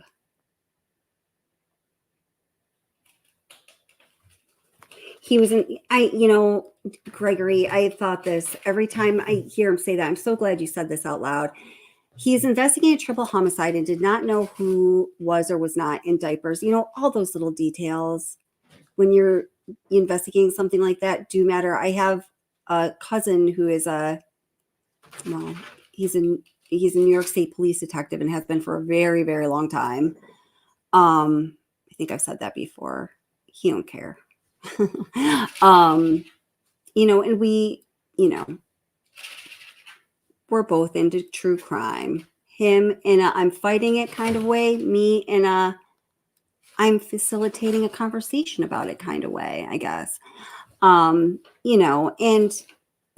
every detail is so important because it could be the key to unlocking the door that is going to solve the case so you can find justice for the victims and peace for the families. Nothing is unimportant, nothing goes unnoticed, and nothing is forgotten. Hi, Lard D. How are you doing, my friend? Oh, honey, thank you so much for letting me up. Kelly, Oh, no, thank you for coming up. It's great to talk to you. Oh, I've been dying to, you know, what happens is you come on, it's not good for me. This time I put up a notification, but I came in late. Anyway, I love that you're on this. I tell you, I get like anxiety because of this, because I can't believe NK just got away with this. Do you remember, let's just change the subject briefly, if you don't mind. Oh, please. Well, we had the case where we didn't know if the lady drowned. Remember, she was at a party. What was her name? And Kylie Rodney.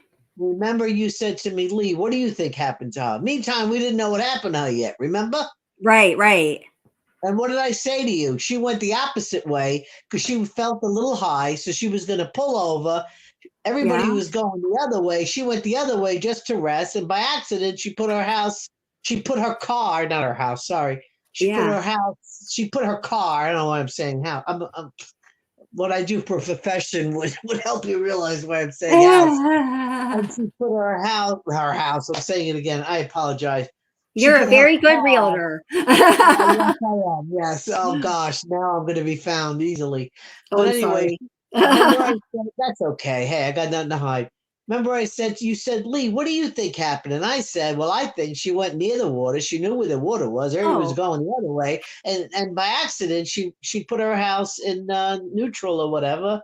And she I just remember went to clearly because I think it's one of the first times I literally felt chills in my soul when you said that. And that's what happened. That's what happened. That's Well, why. I don't didn't know that's what yeah. happened. But to me, that's what happened because they found her car, her gears in neutral, and she was not far off the shore. So I landed that, and I'm telling you, the fact that you stay on, I hope I didn't get my headphones or earphones. I hope I'm not being too loud. Mm-hmm. Oh, no, you're great. You're perfect. Great. Awesome. I hope my sound is good because I talk very loud. But this, I'm just so happy that you stay on this. And I am just steadfast in the fact, if you listen to what you just put on, what you found, somewhere in there, she says, you know, where it's, in other words, she's telling the detective to chill while you're talking to me. Oh, yeah. No. Well, and listen to listen to this. I think that I'm not sure if it's what you're asking for, but listen. Okay. You to like coexist in a house that clean, but like, I just don't see anything in the house like smelling. Okay. All right. So that was why I brought that up because I was like, whoa. Okay. Very important. Thanks for remembering that. Yeah, I'm trying. I'm really trying to help you guys. I need you guys to help me too. Like, yes, we'll ma'am. do this as a team, but just don't. So yes, ma'am. Okay, yes, ma'am. Is that Are you kidding me? He's being so respectful to her. It just makes me want to vomit. The deal was already struck. The deal's already struck. Yes. Go ahead. Listen, I said this from day one. You mentioned the phone call, 111 minutes, and then that night before, and then she was tagged in the morning that her phone pinged. She saw what happened. She knew he was going to be at Survey 13. She went early to have a little fun time. She knew he was going to be there early in the morning. This is my theory. She went over there to have some wild. Don't forget, he sent the picture of the flowers, remember? Right, right. Remember the picture of the little weeds that had yellow flowers? Absolutely. They had relations. And this is just my theory. Uh-huh. She knew he was going to be there. So she was going to surprise him and they were going to have a little fun time over there. She got there and she saw what was occurring. So she was a witness of the aftermath. So that's why they treaded on tepid waters with her. Okay, but then why you have an adult Kelly with old Kelly? How do you have your father? You're way over 21. Your father telling the detective to chill. The deal was already made. It was already set. Absolutely, absolutely, This it blows was. my mind. I mean, hello, people. You know, I It's have a mind-blowing. channel and I don't want to get on there and get insane. So I prefer to come on your channel and get nuts. Oh, I love it when you get on here and get insane. But I mean, absolutely, the deal's already struck. I mean, just this, I'm just going to reiterate this document that we're looking at here right now, where it says recorded interview Nicole Kessinger, protect identity, is dated August 15th, 2018 at 5:36 p.m. Okay, stop a moment. Do you remember the Jodi Arias trial? Yes. Her boyfriend, they didn't show his face. Right. That's witness protection. So she was going to get on the stand, say what she saw. You're not going to see her face. And already her name was changed. Yeah. Come on. She got away. She was away. Yeah. How the hell? Listen to And me. this was decided 36 hours after the victims took their last breath. 36 hours, Right, according to this document. Kelly, how do you eliminate text messages, voicemails, photos? You don't. Google, Dr. Google. I call it Dr. Google now. And get away with it. That's hiding evidence. She got away with it. Don't tell me they didn't have all that. They had it all. Oh, absolutely, they did. You're going to be arrested for hiding evidence. That's right. And the This level is of the crazy. evidence that she hid was at least 2, possibly more felony You have to charges. understand, she got a plea deal because it's known fact through text messages that she said, come on, she knew Shanann was pregnant. She knew Shanann was having a absolutely. I want to come on, this whole thing, this is not going to end. This is not going to stop. And I really love that you're on it. I got nothing against NK, but she cut a deal. She cut a deal. I have nothing against her either. I have something against everybody who is part of our justice system suffering, because there is this shining example of justice not applying to one person just because she's a fucking dirty empanada. Like it doesn't make sense. Well, the idea is, let's face it. Listen, I'm sorry, and I've been on other chats and other whatever. Any woman, I'm sorry, whoever you are in here, I'm sorry. Any woman that will deal with a married man, nothing good's going to come of it. No. Nothing good's going to come. Plus, and honey, you got to have more respect for yourself if that's what you Right. be doing these days. Right. Walk away. Right. Yeah. Right. But I mean, it infuriates me. I watch many interrogations. I've been into true crime, too many years to count. Right. I've seen many. Sometimes I just binge on interrogations. I don't want to. I'm sure you must know some of the channels. Yes. I don't want to mention channels. It's fine. I don't care. I'm not like that. Jim Can't Swim, the circus. I mean, there's many. Yeah, absolutely. Yeah. And there's no this detective. I'm telling you, if I ever met this detective, I'll go, come on. Do you think I'm a fool? I've been true crime for 30, 40 years. I've listened to a real detective. Are you serious? Do you really think you're playing me? And the father comes in. What is she, 12? I know. You know the case where this, I don't want to get into other cases because I'm totally into true crime. The mother wasn't allowed in. The kid was 14. What is with this father? Telling the detective, you you need to chill. Or I can't say the words verbatim, but this, even in this case, Nicole Atkinson was explicitly spoken to by Baumhofer, saying that she can absolutely not speak on behalf of her son. Okay, he's 16. Here's the whole thing with the one who called the police, her best friend. Yeah. And I think I've mentioned this before on your channel, and thank you so much for letting me up. Oh, I'm so happy you're here. Thank you. I try and catch you, but I watch replay. I don't always say replay crew, but anyway. What bothers me about that? 6 weeks she was with her mom, right? Mm-hmm. And she was seeing his parents, right? Mm-hmm. Look how fast her best friend, thank God for her. Thank God she got there. Thank God. I'm not saying anything negative about that. We love you, Nicole Atkinson. I do. Go ahead. She was watching that house. Oh, she absolutely was. She knew he wasn't sleeping there every night. And that explains why Nicole Atkinson and Sandy Rusick were on the phone jamming about this much earlier in the morning than you think they would be. Yeah. That's the whole thing. That's what bothers me about NA. because I'm sure they were talking. See, if you're talking on the phone, there's no registration of it. There's no proof of it. She would go, Right. guess what? My husband's not sleeping here every night. Well, where is he? Are you following him? Where did he go? Well, I just saw he was here. I just saw he was there. Because don't forget, they probably had trackers. Right. People have trackers now. I know Yeah. everybody on their phones, their kids, their mother, their father, their husband, their sister, the wife, they all have trackers to know where everybody is.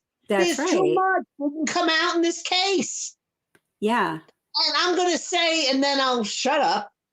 Let me tell you something. This is my opinion only. The only reason why Chris just gave in and didn't put anybody else to blame, because we really don't know. I mean, I don't know. 45 minutes with the kids in the car yelling and screaming, you have to pull over. They got to pee. They need something to drink. I don't understand how you could drive 45 minutes with a 2.5 and a 3.5, 4-year-old in a car for 45, 50 minutes. You know what I mean? Well, I think they were DRU. Well, maybe they were doing Benadryl or something, but that I'm a little weary of. Mm-hmm. I'm not saying, what he said isn't true. I mean, I hope to God the children didn't lose their life that way that he says. But the idea is, I don't believe anything CW says. I don't believe anything he says, other than the fact that he did. I don't believe it. I don't believe anything he says about what happened, how it happened. I really don't. I just can't believe any of it. I mean, this whole case, it should have went to trial. It should have went to trial. And I'll tell you why it didn't go to trial. I'll tell you why it didn't go to trial. Because he found out that MK was already known about, was being interviewed same day in a different room. See, that's where your research comes in, right? And he didn't want her to have anything, I don't want anybody else involved. It's nobody else's fault but mine. He didn't want anything to happen to her. She saw what happened. She saw what happened. She witnessed either the aftermath or part of it. I don't think she had anything to do with, hey, you need to kill your wife and your children. But then again, you hear in her own words, she says, let me know when you're done. Well, what the hell does that mean? Yeah. Let me know, come on. You know what I'm saying? I'm sorry for rambling, but. No. I'm hanging on every word. Yeah, I mean, this case it just drives me absolutely bananas because I think Nicole Kessinger, she did delete important information. Mm-hmm. Listen to me. You cannot, you have to have forensic capabilities and knowledge to delete things where even the FBI can't find it. Yeah, yeah. All right. So they have it. The deal was struck. They have it. And that was confirmed by, I don't know if you remember when my friend Alex, who I refer to him as the Watch the Obsession legal counsel. He's my friend who's an attorney, who was a defense attorney. And I used to talk about him a lot. Don't talk about him so much because I almost got him in hot water one time when I had that woohoo psycho creator all up on my shizzle. But anyway, he got all into this case. Finally, just like I wanted him to, after I begged him to look into the discovery for a long time. And he actually made 2 connections who are very much inside the investigation. And I'd be happy to tell you more about it privately, Lard D, that confirmed that they got virtually everything back. Nothing was lost at her slimy hands. Yeah, I'll email you my phone number. Yeah, do. Yes. Yes, absolutely. Yeah. Yeah. So, I mean, that's totally settled in my mind. I just want to answer this one question here. Oh, go ahead. Kelly, nobody knows nobody disappears for no reason. Nobody does. Nobody does. You'd have to be Harry Houdini or Evil Knievel, who's the magician, or David Copperfield. Over 21. Yeah. How do you tell it? And this guy is I tell you, I would love to get a line, a straight line. I'd love to take a plane and get right to that detective and meet him walking out of the precinct and say, who the hell do you think you're kidding, buddy? Yeah, I know. Who the hell? Who do you think you're kidding? It ain't me. Oh, God. What are you treading on? What kind of waters you treading on? What kind of deal did you make to treat this woman like a cream puff? I know. I can't stand it. I can't stand it when I hear him interview. You know what? Joe Kenda. Somebody needs to contact Joe Kenda and let him listen to that interview and then see what he says. Oh my God. He'd freak out. Yeah, he'd go, oh yeah, I'd love, you know, Joe Kenda, what he said about the Ramsey, the little girl, God, Yeah. God bless that little child. John Benet He Ramsey. actually said, because I had put some stuff out, what does Joe Kenda think? Somebody's got to ask Joe Kenda. He's like one of the best detectives in the country. And he said the case will never be solved, period. About this or John Benet? John Benet. Oh gosh. I love Joe Kenda's theory on this. Oh, I would too. Oh my You gotta God. try and get in touch with him somehow. I think there's a way to reach him, Kelly. All right. You know what? I'm gonna do that. I'm gonna make it my channel mission Good. for the week. All right, I'm gonna drop down. I thank you so much. Oh my gosh. I Everybody love you. loved you, by the way. Chat is like going crazy. They think you're awesome. I As love do you. I. You are I always love your welcome up here, my channel. friend. I love how you treat your subs. I love everyone. Thank you so I like that I much. can get crazy here because I'm a true crime insanity lady. Absolutely. You are like a feature of What's the Obsession. Oh, thank you. All right. You're God bless you. wonderful. You're wonderful. And I'm Send going me to your go phone back and number. chat. We'll talk. Okay. And thanks for letting me up. And I will send you Oh, my phone number. absolutely. I Yeah. totally trust you explicitly. Yes. Oh, you're amazing. Love you, sweetheart. Great to talk Love to you. you too, darling. Really. You have a great channel and keep on keeping on. And all your subs, don't forget to hit the like button. Bye for That's now. right. I'll be in chat. Oh my God. I fucking love her. She cracks me up. You are awesome, Lard D. You are just like truly one of a kind. You're amazing. Oh my gosh. I was gonna say you got a little bit of Lard D going on. Suspicious. Miss Suspicious says I need more of her. Oh my God. Do we really believe he was sleeping in the basement? I personally do. Yeah.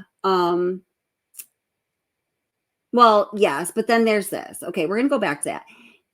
I want to just go back to somebody posted a question and then Jeannie reposted it. Thank you for being so on top of things, Jeannie, and all the moderators. Thank you so much. Subscribers, members, love you all. You are all mwah. I know it's hard for moderators sometimes with Watts and so thank you. Let's see, what time is it now? When did you post that? There it is. What's the obsession? Katie Grace asked, if there was no activity on her phone Monday, how did she suggest to look up lyrics of battery? I don't, and I want to respond to this because you say if there was no activity on her phone Monday, but I don't know where one would get that information because I'm sure there was a shitload of activity on her phone Monday. I know of a ton of activity on her phone Monday that she don't want people to know about, but I know about it, and many of you do too. So I might not be understanding you correctly, but I just wanted to address that. Okay. Oh my gosh. Woo.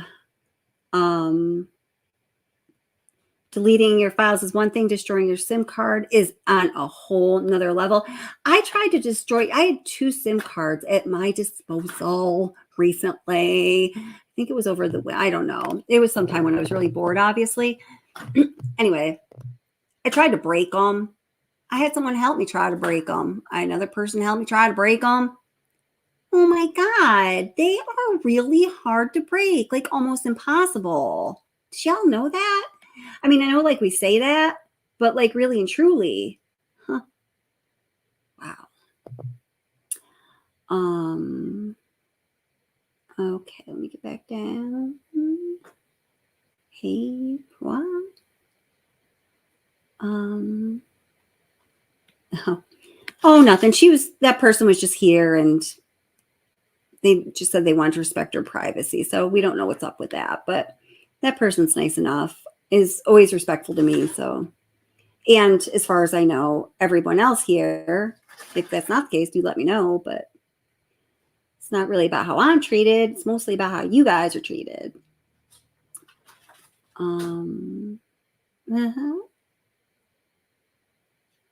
Just keezing around in the basement, then going to bed with his wife every night. Ugh, that made me gag. It's really, truly so gross. Yeah, Jeannie, I think this might be something like this. I think he set up the bed in the basement when Shanann left for North Carolina so he could show NK on FaceTime and in person. Yeah, because she was away that whole time. So, I mean, I don't know. I think he was supposedly working out when NK thought he was sleeping in the basement. Probably.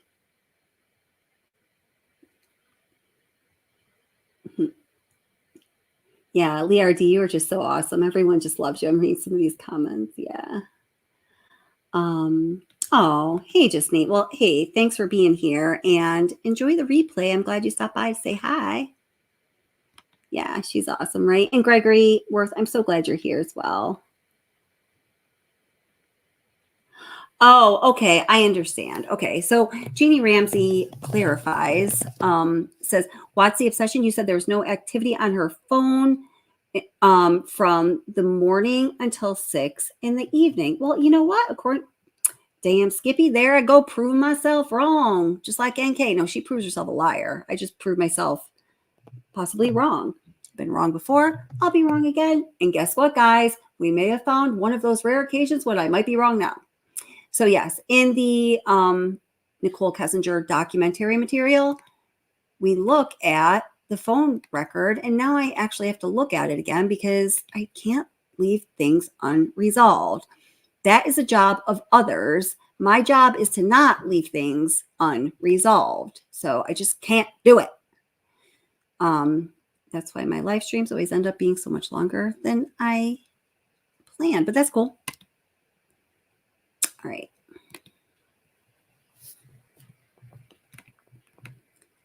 Because I do make a pretty big point of it. And thank you for calling out this issue because I want to figure it out now. Ooh, hands.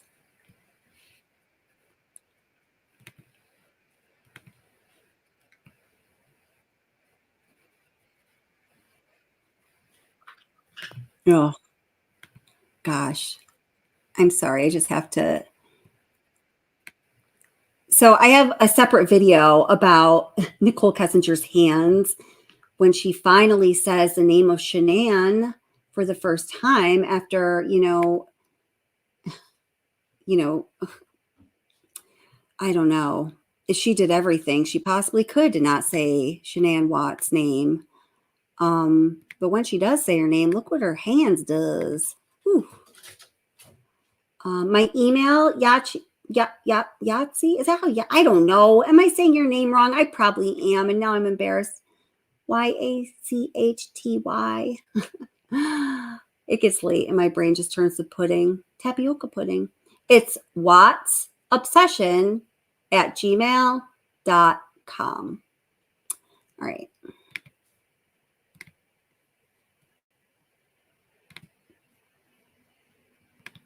The discovery documents, but are otherwise inexplainable because they occurred a full year before the murders. And I'm talking about her searching Shanann Watts on September 1st, 2017, and Chris Watts on August 7th, 2017.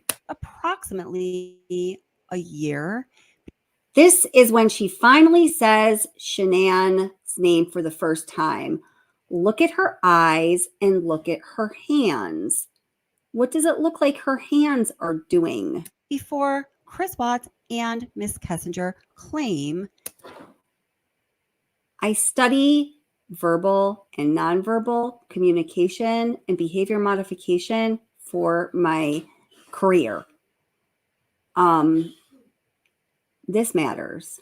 They began dating. In fact, these searches occur. Anyhow, I digress just a little bit. Sometimes I digress a lot a bit. I'm going to try to keep in the little bit of range. Oh, I pulled up the wrong video. Sometimes I do that too. Okay, just one sec. Here it is.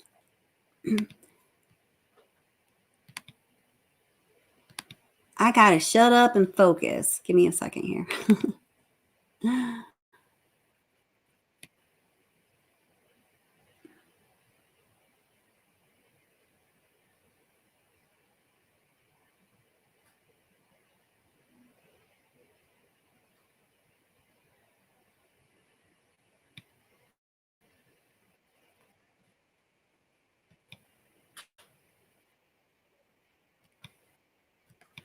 Sorry, I'm just skipping around here a little bit so I can.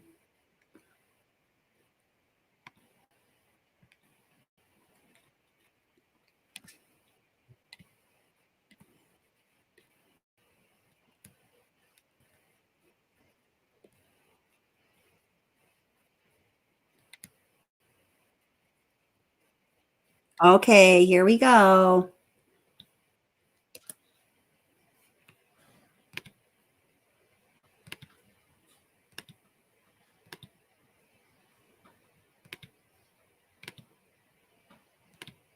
"51 minutes, 52 minutes, and 54 minutes, respectively." So you see, that's a really long phone call. We could probably say, because there's only a short period of time that we don't have their phone records, according to when they say their relationship was occurring, it's probably safe to say that was the longest phone call that they ever had. So even when you look at, this is all ping information, this little, unofficial timeline here, we see that their 111-minute phone call, pointed to by this big red arrow, starts at 9:28 that Sunday evening, August 12th, and it ends at 11:19. There's no activity on NK's phone until the 6:16 a.m. ping the morning of August 13th, we see right here, when she had a 1-minute phone call to her friend Jim, is highlighted in yellow. Okay, so this is on Nicole Kessinger's cell phone. We do know that she talked to Chris Watts on 2 occasions when he was at Survey 319, at least. And now who knows if this was designed by plan or if this is just how it happened. From her end, she was holding the conversation from an Anadarko work phone. And he was obviously on a cell phone because he was out at Survey 319. However, as far as her cell phone records are concerned, you're right. There is no activity on her phone between 6:16 a.m. I'm sorry. No. We're all right here, actually. Anyway, but still, she did talk to him from her Anadarko work phone. What this is saying here, Jeannie and Kate, I think it was Katie, is between the 111-minute phone call that was from 9:28 p.m. to 11:19 p.m. on August 12th to the 6:16 a.m. Monday morning, August 13th, Frederick, Colorado, within 300 yards of 2825 Saratoga Trail ping. There was nothing between those 2 events. So now as we look at, what's next on tap for her, as far as her cell phone is concerned, and this is voice. This is not her text. This is only voice. The next event is at 2:28 p.m. on August 13th, which is right around the time she clocked out of work. Makes sense. While she's at work, she stays off her cell phone like a good employee. When she leaves work, she gets back on her cell phone like a dirty empanada.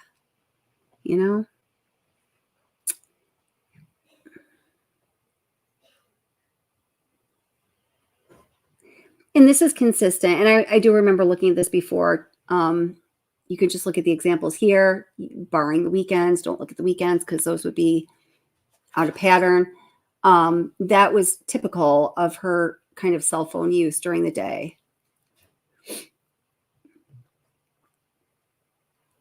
Dirty empanada.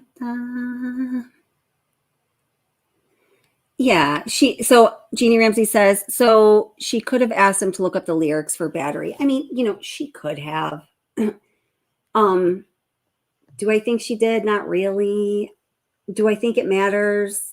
I kind of don't, but the question keeps coming up. So if y'all, do you think that is, I don't know. Somebody talk to me about it. So yeah. Did she have a personal phone and a work phone? No. Well, I mean, not that we're assuming anything she says is true, but she explains to Kevin Kobach that she's just got one. This is her personal, this is her work. But at Anadarko, she had an office number that was connected to a landline.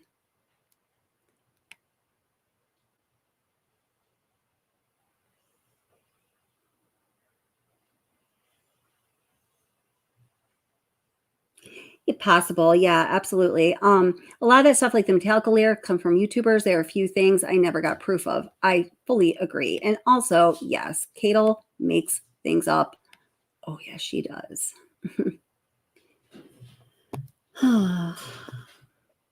Both phones checked. I don't know. No, we don't know. As far as I know, none of us all know so much about the activity on her landline office work phone from Anadarko that day.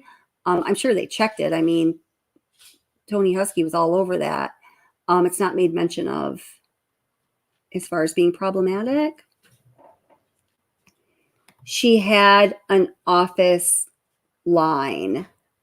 She had one cell phone, her personal and her work. I just got one. She had connected to her, she had an office phone that was an Anadarko, like office desk phone. It's only 2023, right? Like, so it wasn't too long ago when we all had them. Oh, hey, Serena, how are you doing? She could have spoken to him on Facebook chat, Snapchat, Skype. They never checked. That's right. And she does admit on 2 occasions to using Skype. Serena, so glad you're here. I always love reading your comments.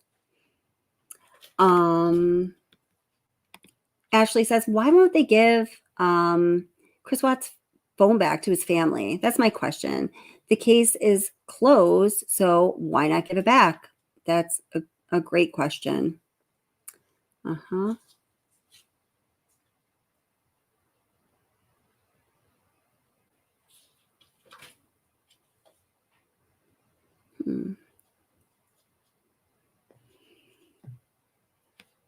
Right, exactly. You can't have it both ways. If it's over, give him his property back. If it's not, fine, keep the phone, but then don't call it closed. I totally agree with you. Thanks for being here. Yeah, that was a great question.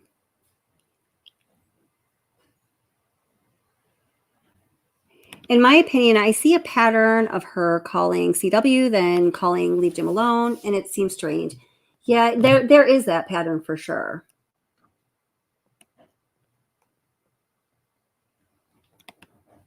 Oh, gotcha, Katie Grace.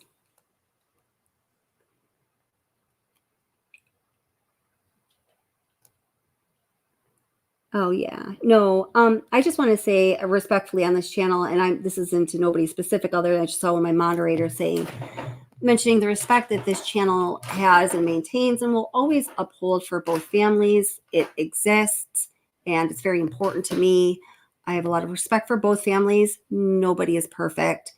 All 4 of those parents, the Watts and the Rusick families, were, I think they're essentially good people. They were wonderful grandparents, and the loss that they suffer is something I, at this time in my life, cannot imagine and hope that I never will be able to imagine.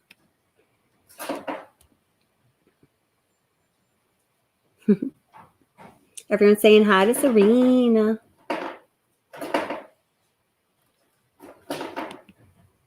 I don't discount this. I wonder if CW dug the grave and then buried Shanann, if he did dug it prior.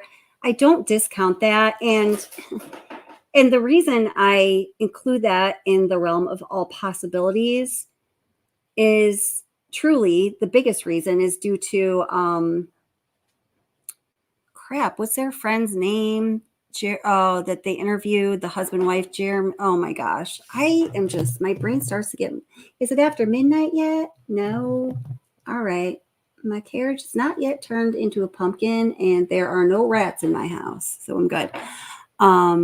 Lindstrom. Yeah. The Lindstrom's kid in that interview says, I imagine, Bella sitting in a hole. He basically describes Bella in a situation like where there had been a hole dug in the earth and she's just like there. Thank you guys who all gave me the name. Thank you, Sarah. I put a lot of stock into what children say and to their intuition.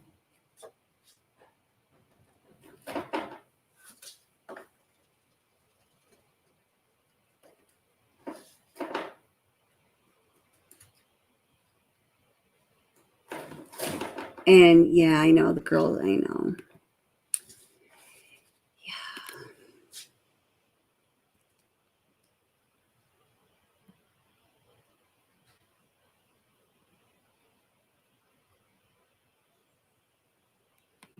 I hope NK or whatever her name is watching and sees that we are not letting her part in the crime go by the wayside. No, we're not. And guys, I just have to tell you, if there's any question of, me being authentic or wholehearted when I am talking about this on my channel, because I know people say, oh, you do. Well, I say this, I really do reserve judgment. On rare occasions, I will willingly, absolutely say this about certain channels. They're obviously doing that, like making up whole stories of fiction that are hurting victims' families anyway, for clicks and views, whatever. And I know that people could say that about anybody who is on YouTube. It's not my thing, but I know the stereotype is there. Or maybe you don't know me yet. Come on in and get your favorite Chris Watts koozie and bring some popcorn. This is a Watts live stream. But I absolutely 100% believe that Nicole Kessinger committed crimes that she should have been brought up on charges for, very serious crimes. And we should allow the justice system to do what it does. I am, always opposed to interference and allowing the justice system to do what it does for any ulterior motive other than the sake of justice for victims and peace for their families. That is all I want to see happening. And I really believe this case needs to be open, and I really want to see this case reopened.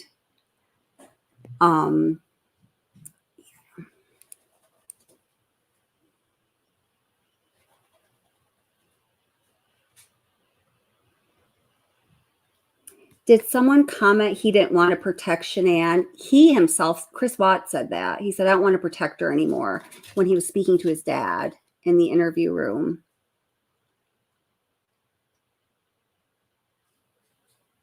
Oh, it's so gross. Yeah, I was thinking that about the Idaho case. This has happened as well, and it's disgusting. Alicia says there are certain people who completely lied and made up characters to make money from this case. That's where a ton of misinformation came from, and it's really sad. Are you talking about in addition to Cadle? Yeah, I know. Ugh, it's disgusting.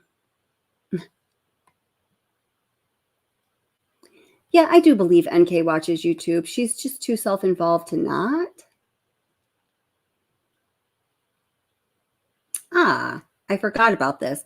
Memphis Mama says that's what Kathleen Hudson alleged in her book, that he dug her grave on Sunday night before Shanann got home. He took the girls with him and drove out there. Oh, gosh. It's disgusting.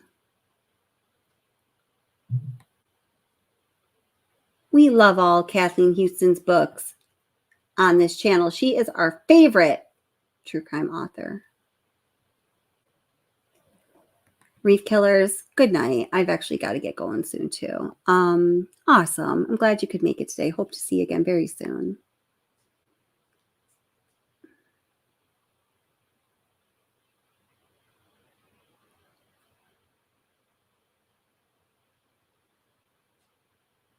Sarah Lottie, you are steadfast in the points you make.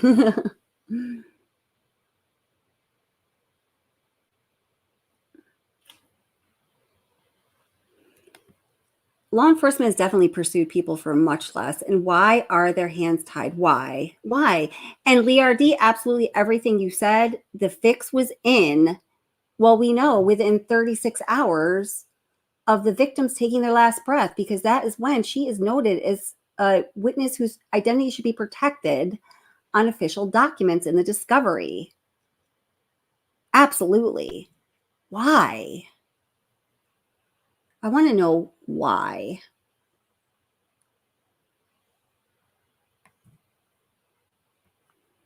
Good night, sunshine, for you. Have a wonderful night.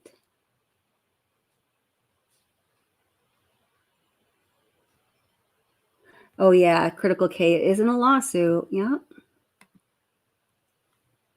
Just another reason for creators to take note and be aware. Being irresponsible in how you talk about victims and crimes and making shit up is an offense punishable by, well, at least a civil lawsuit that could more or less ruin, well, you know, a good portion of your life.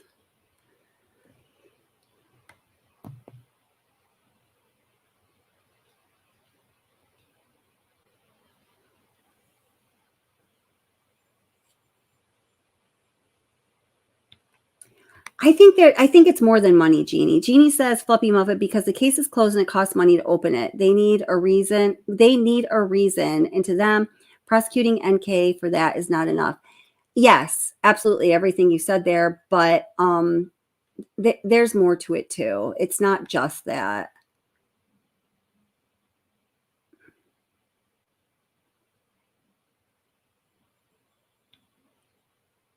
Huh. And Jeannie says to Serena, it would have to be a new case, only a new case. They won't open a closed case just for obstruction of justice. Well, maybe they wouldn't, but so, in the past month and a half or so, I've tried to reach a range of YouTube creators and some other social media creators that have been heavily involved in discussing the Watts case over the years. Thus far, my efforts of organization just have been to bring us all together and get an idea of where people stand as far as their willingness to put their name behind and, some actual effort into people coming together with a unified voice to demand that complete justice is arrived at for the victims, for the community, for the state of Colorado, and for, well, a democratic justice system working anywhere in the free world. And I'm not being hyperbolic. To me, it really is nothing less than that. I feel that we all need to have a commitment to our sense of responsibility in our own justice system, or we shouldn't expect to have one.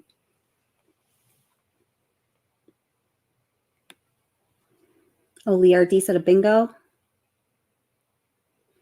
She got away with hiding evidence because she was going to be the star witness. Okay, so if this went to trial, she would have been the star witness. So everything she did. Yeah, I guess because they didn't feel, yeah.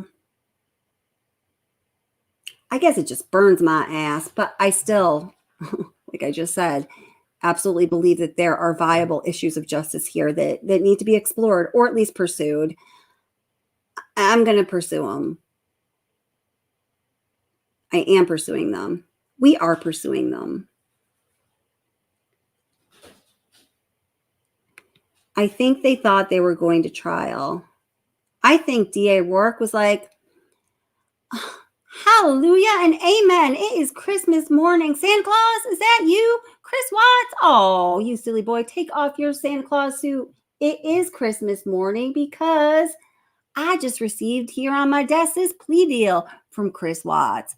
And I don't actually have to try this case that I've already screwed up because I don't like to try cases anyway. He had like a very, very, very, very, very, very low percent of cases going to trial, which, you can make arguments for and against that being a good thing or not in a working justice system, but the facts are the facts.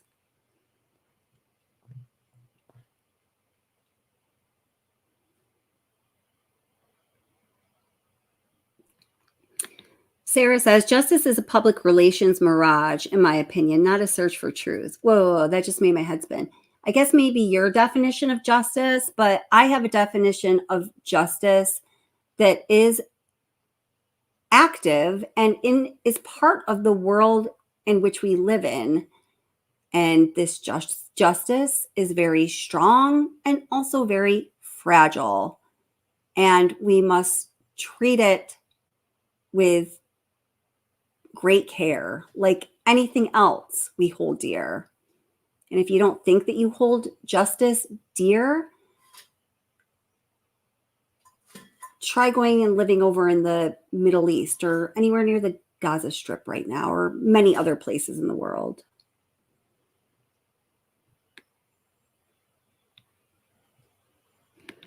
Do you think Kessinger watches Watts the Obsession and chats among us? She's a snoop. Many people over the couple years have thought that she does. I don't know personally. I don't think about it too much, but I think she very possibly could because it's definitely in her personality makeup.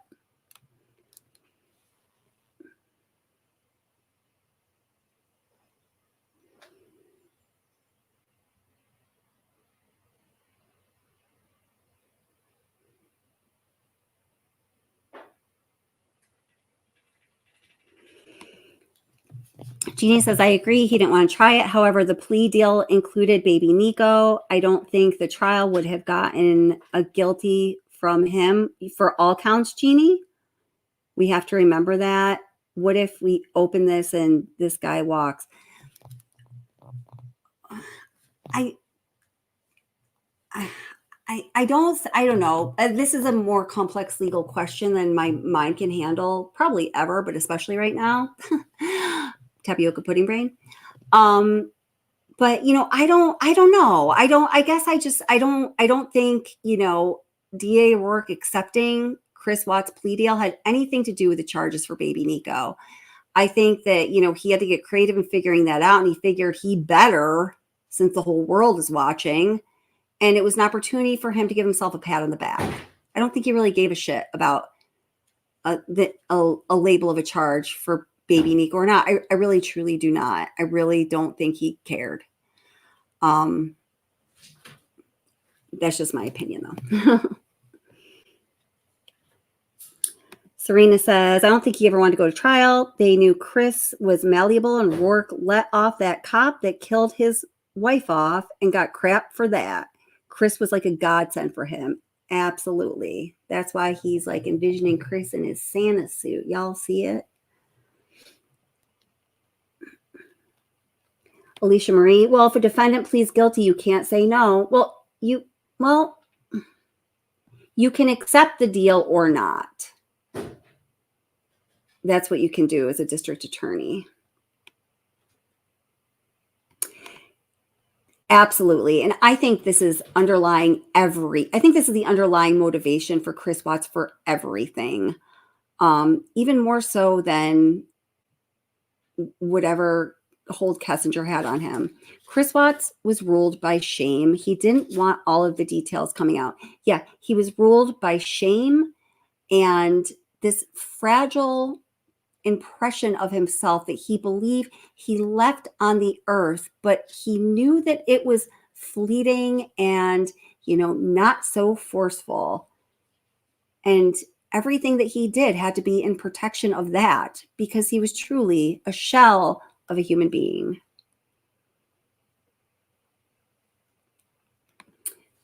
Lard D laying down the great questions.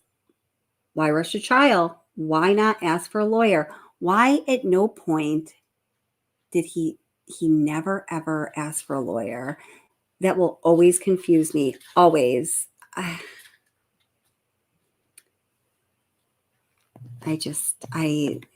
It's a hard one to answer, a hard question to answer, in my opinion.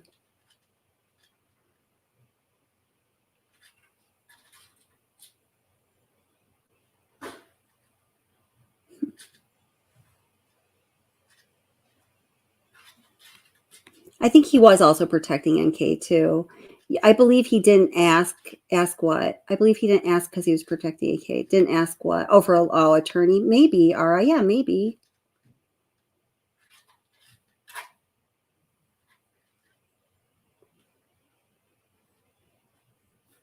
How are you, Nicole Kessinger? Oh my God.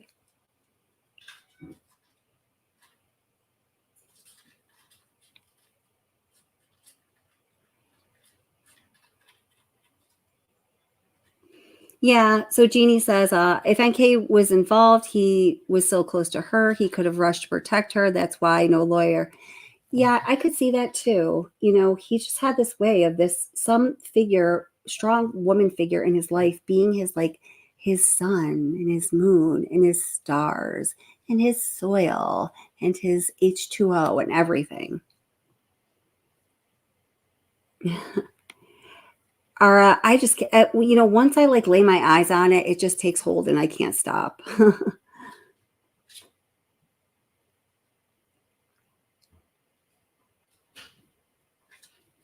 Yeah, I just think he thought he had enough fancy in him to pass that polygraph.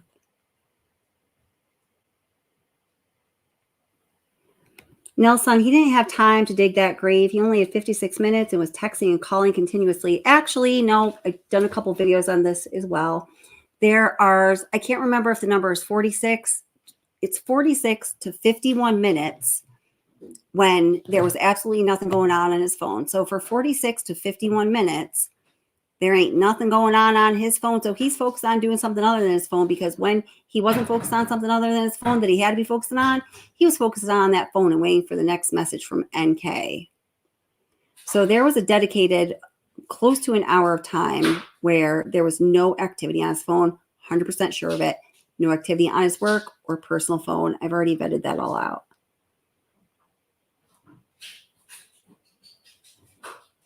And it was very shallow, like 18 inches. And yeah, I think he could have done it.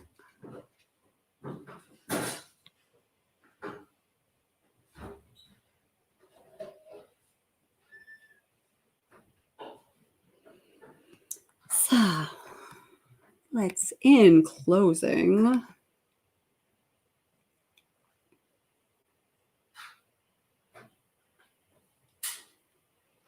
see, what am I going to torture you with in closing? Oh, Lord. I know. It's going to take me 1 second. It'll be worth it, though.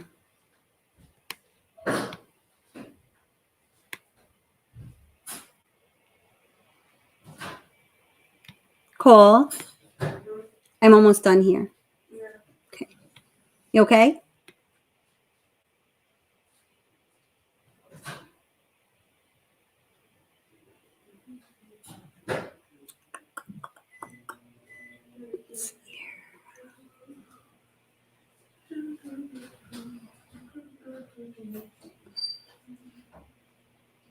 Sorry. It'll be coming up in just a minute here.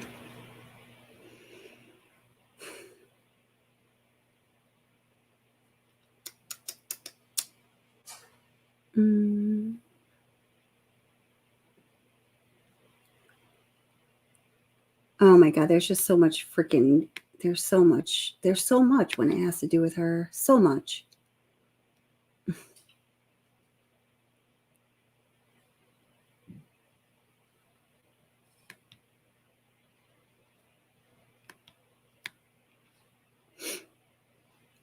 You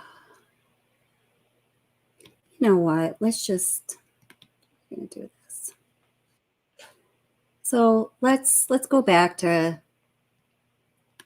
the dirty empanada's hands. Yes, dirty empanadas, they have hands.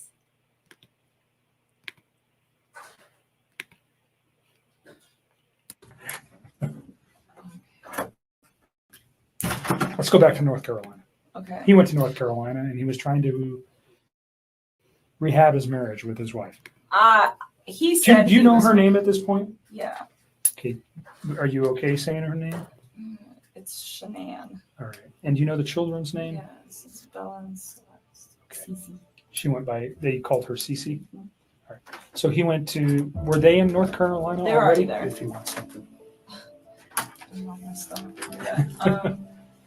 Yeah, they were already out there. He just flew out there to meet up. Do you know why they were there? They're all from there. Okay, so they were there They for were visiting her family for the most part until we got there, and they still were most.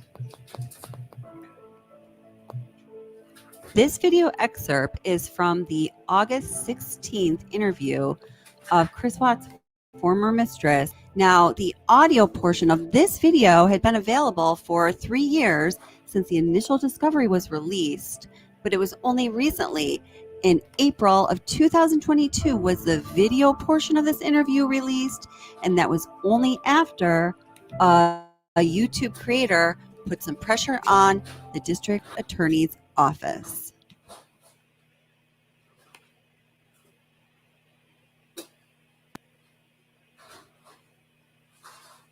In my profession, I observe and analyze behavior. One thing that we know is that 80% of human communication is nonverbal. That means communication happens through body language, through facial expressions, through the way a person holds their posture.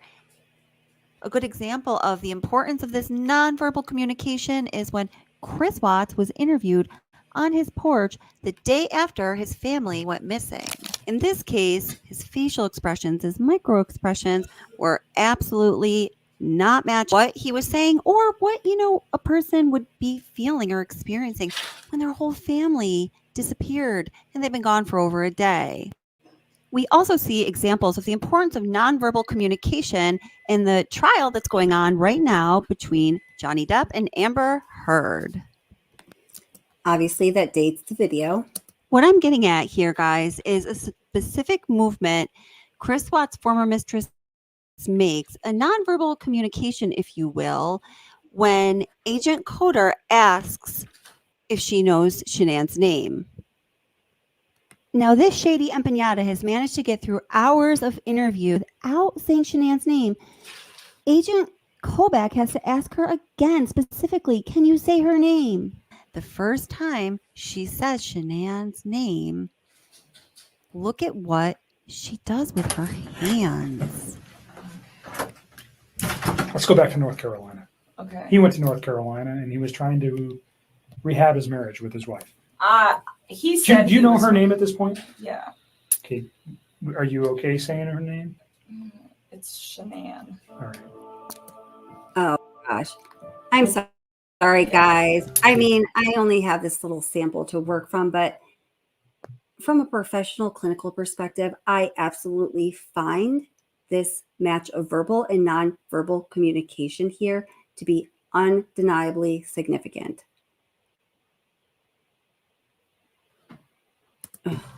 Are you okay saying her name? It's Shanann. All right. And It's Shanann. all right. Chris, while he was talking to Agent Coder, made a lot of movements towards his neck area, says Tammy Lee.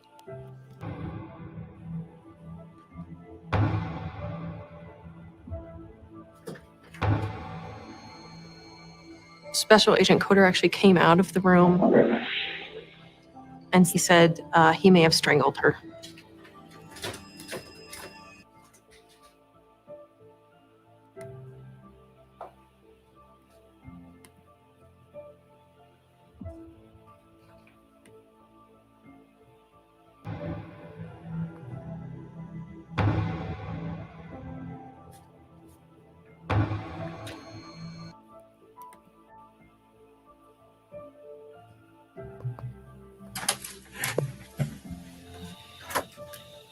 Let's go back to North Carolina. Okay. He went to North Carolina and he was trying to rehab his marriage with his wife.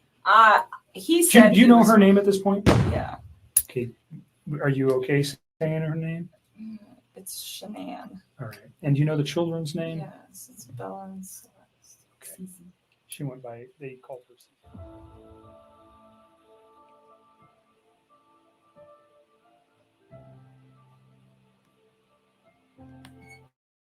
recall where the house was. Yeah, it's like right off the highway in Frederick. The streets. I mean, I'm sure I could figure it out again if I like really had to. Like off the top of my head, no. Do you know the street name? No. I would have to like drive around. It just seemed like he had so much going on, and it was just beautiful that I was like, why don't you just try this out, you know? Into it, and I did not like it and did not want to go back.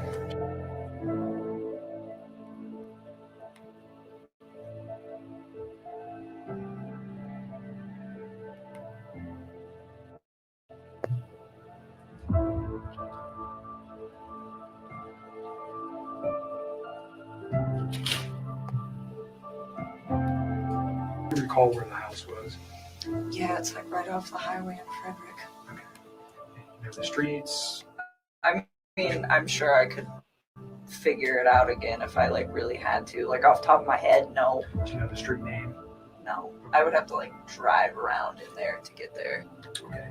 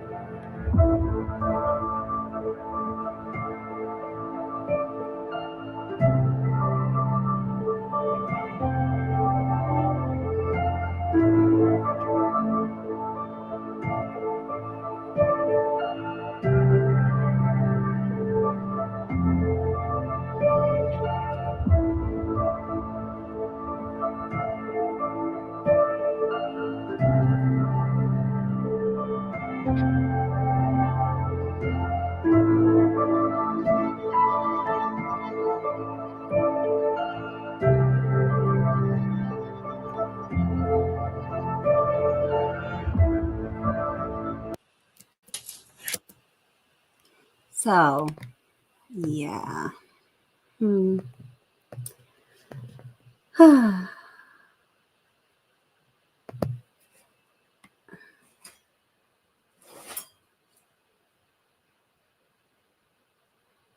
Yeah, you guys got it.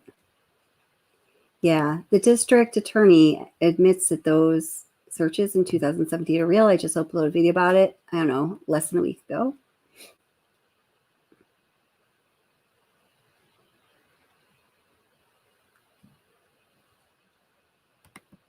Lard D says, what mistress looks for wedding dresses, wants her lover to fix his marriage, right? I can't with this woman. Yeah. Okay, I will check it as soon as this live stream is done because I gotta go take a shower and get up for work tomorrow. So thank you guys so much for being here. I appreciate all of you. And yeah, if you are like serious about the possibility of seeing if there are issues of justice that need to be further explored by law enforcement in the judicial system as it pertains to this case, please email me at whatsuppsession@gmail.com. Again, I have organized an effort and I have a group of committed people who have band together towards this effort.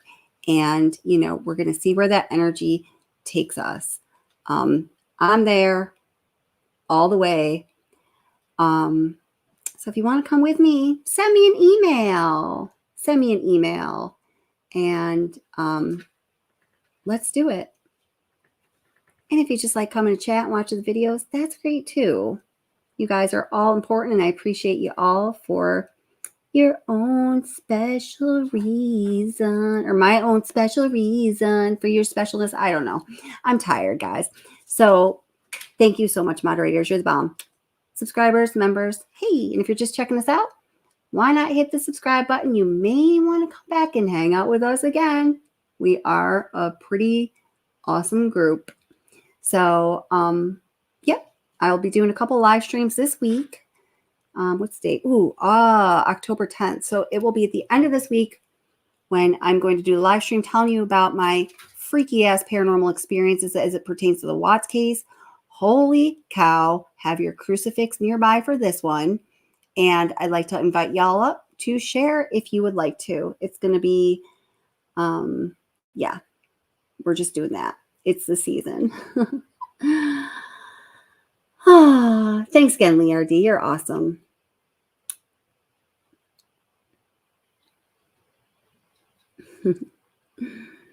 All right, I'm just going to play a little What's the Obsession. You know, those little things I do. So you can all wrap it up and chat, you lovers. I know I can't just break things up between you guys like that.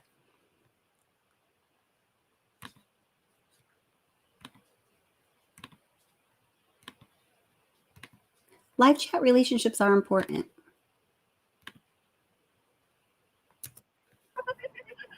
Oh, gosh. That wasn't what I was expecting, but there you go.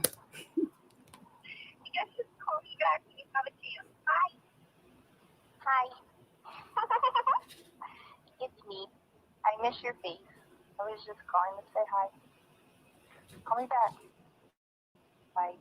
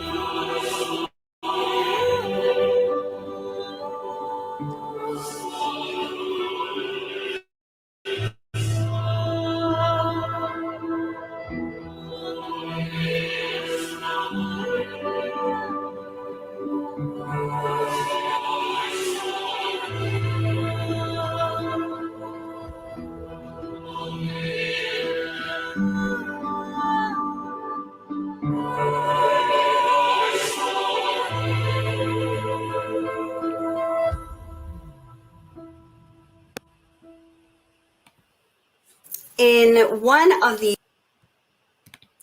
All right. Good night, y'all. Everyone, please be safe and take good care of yourself. Life is hard. We all know that. And you deserve to be treated well. I appreciate y'all, and I'll see you soon.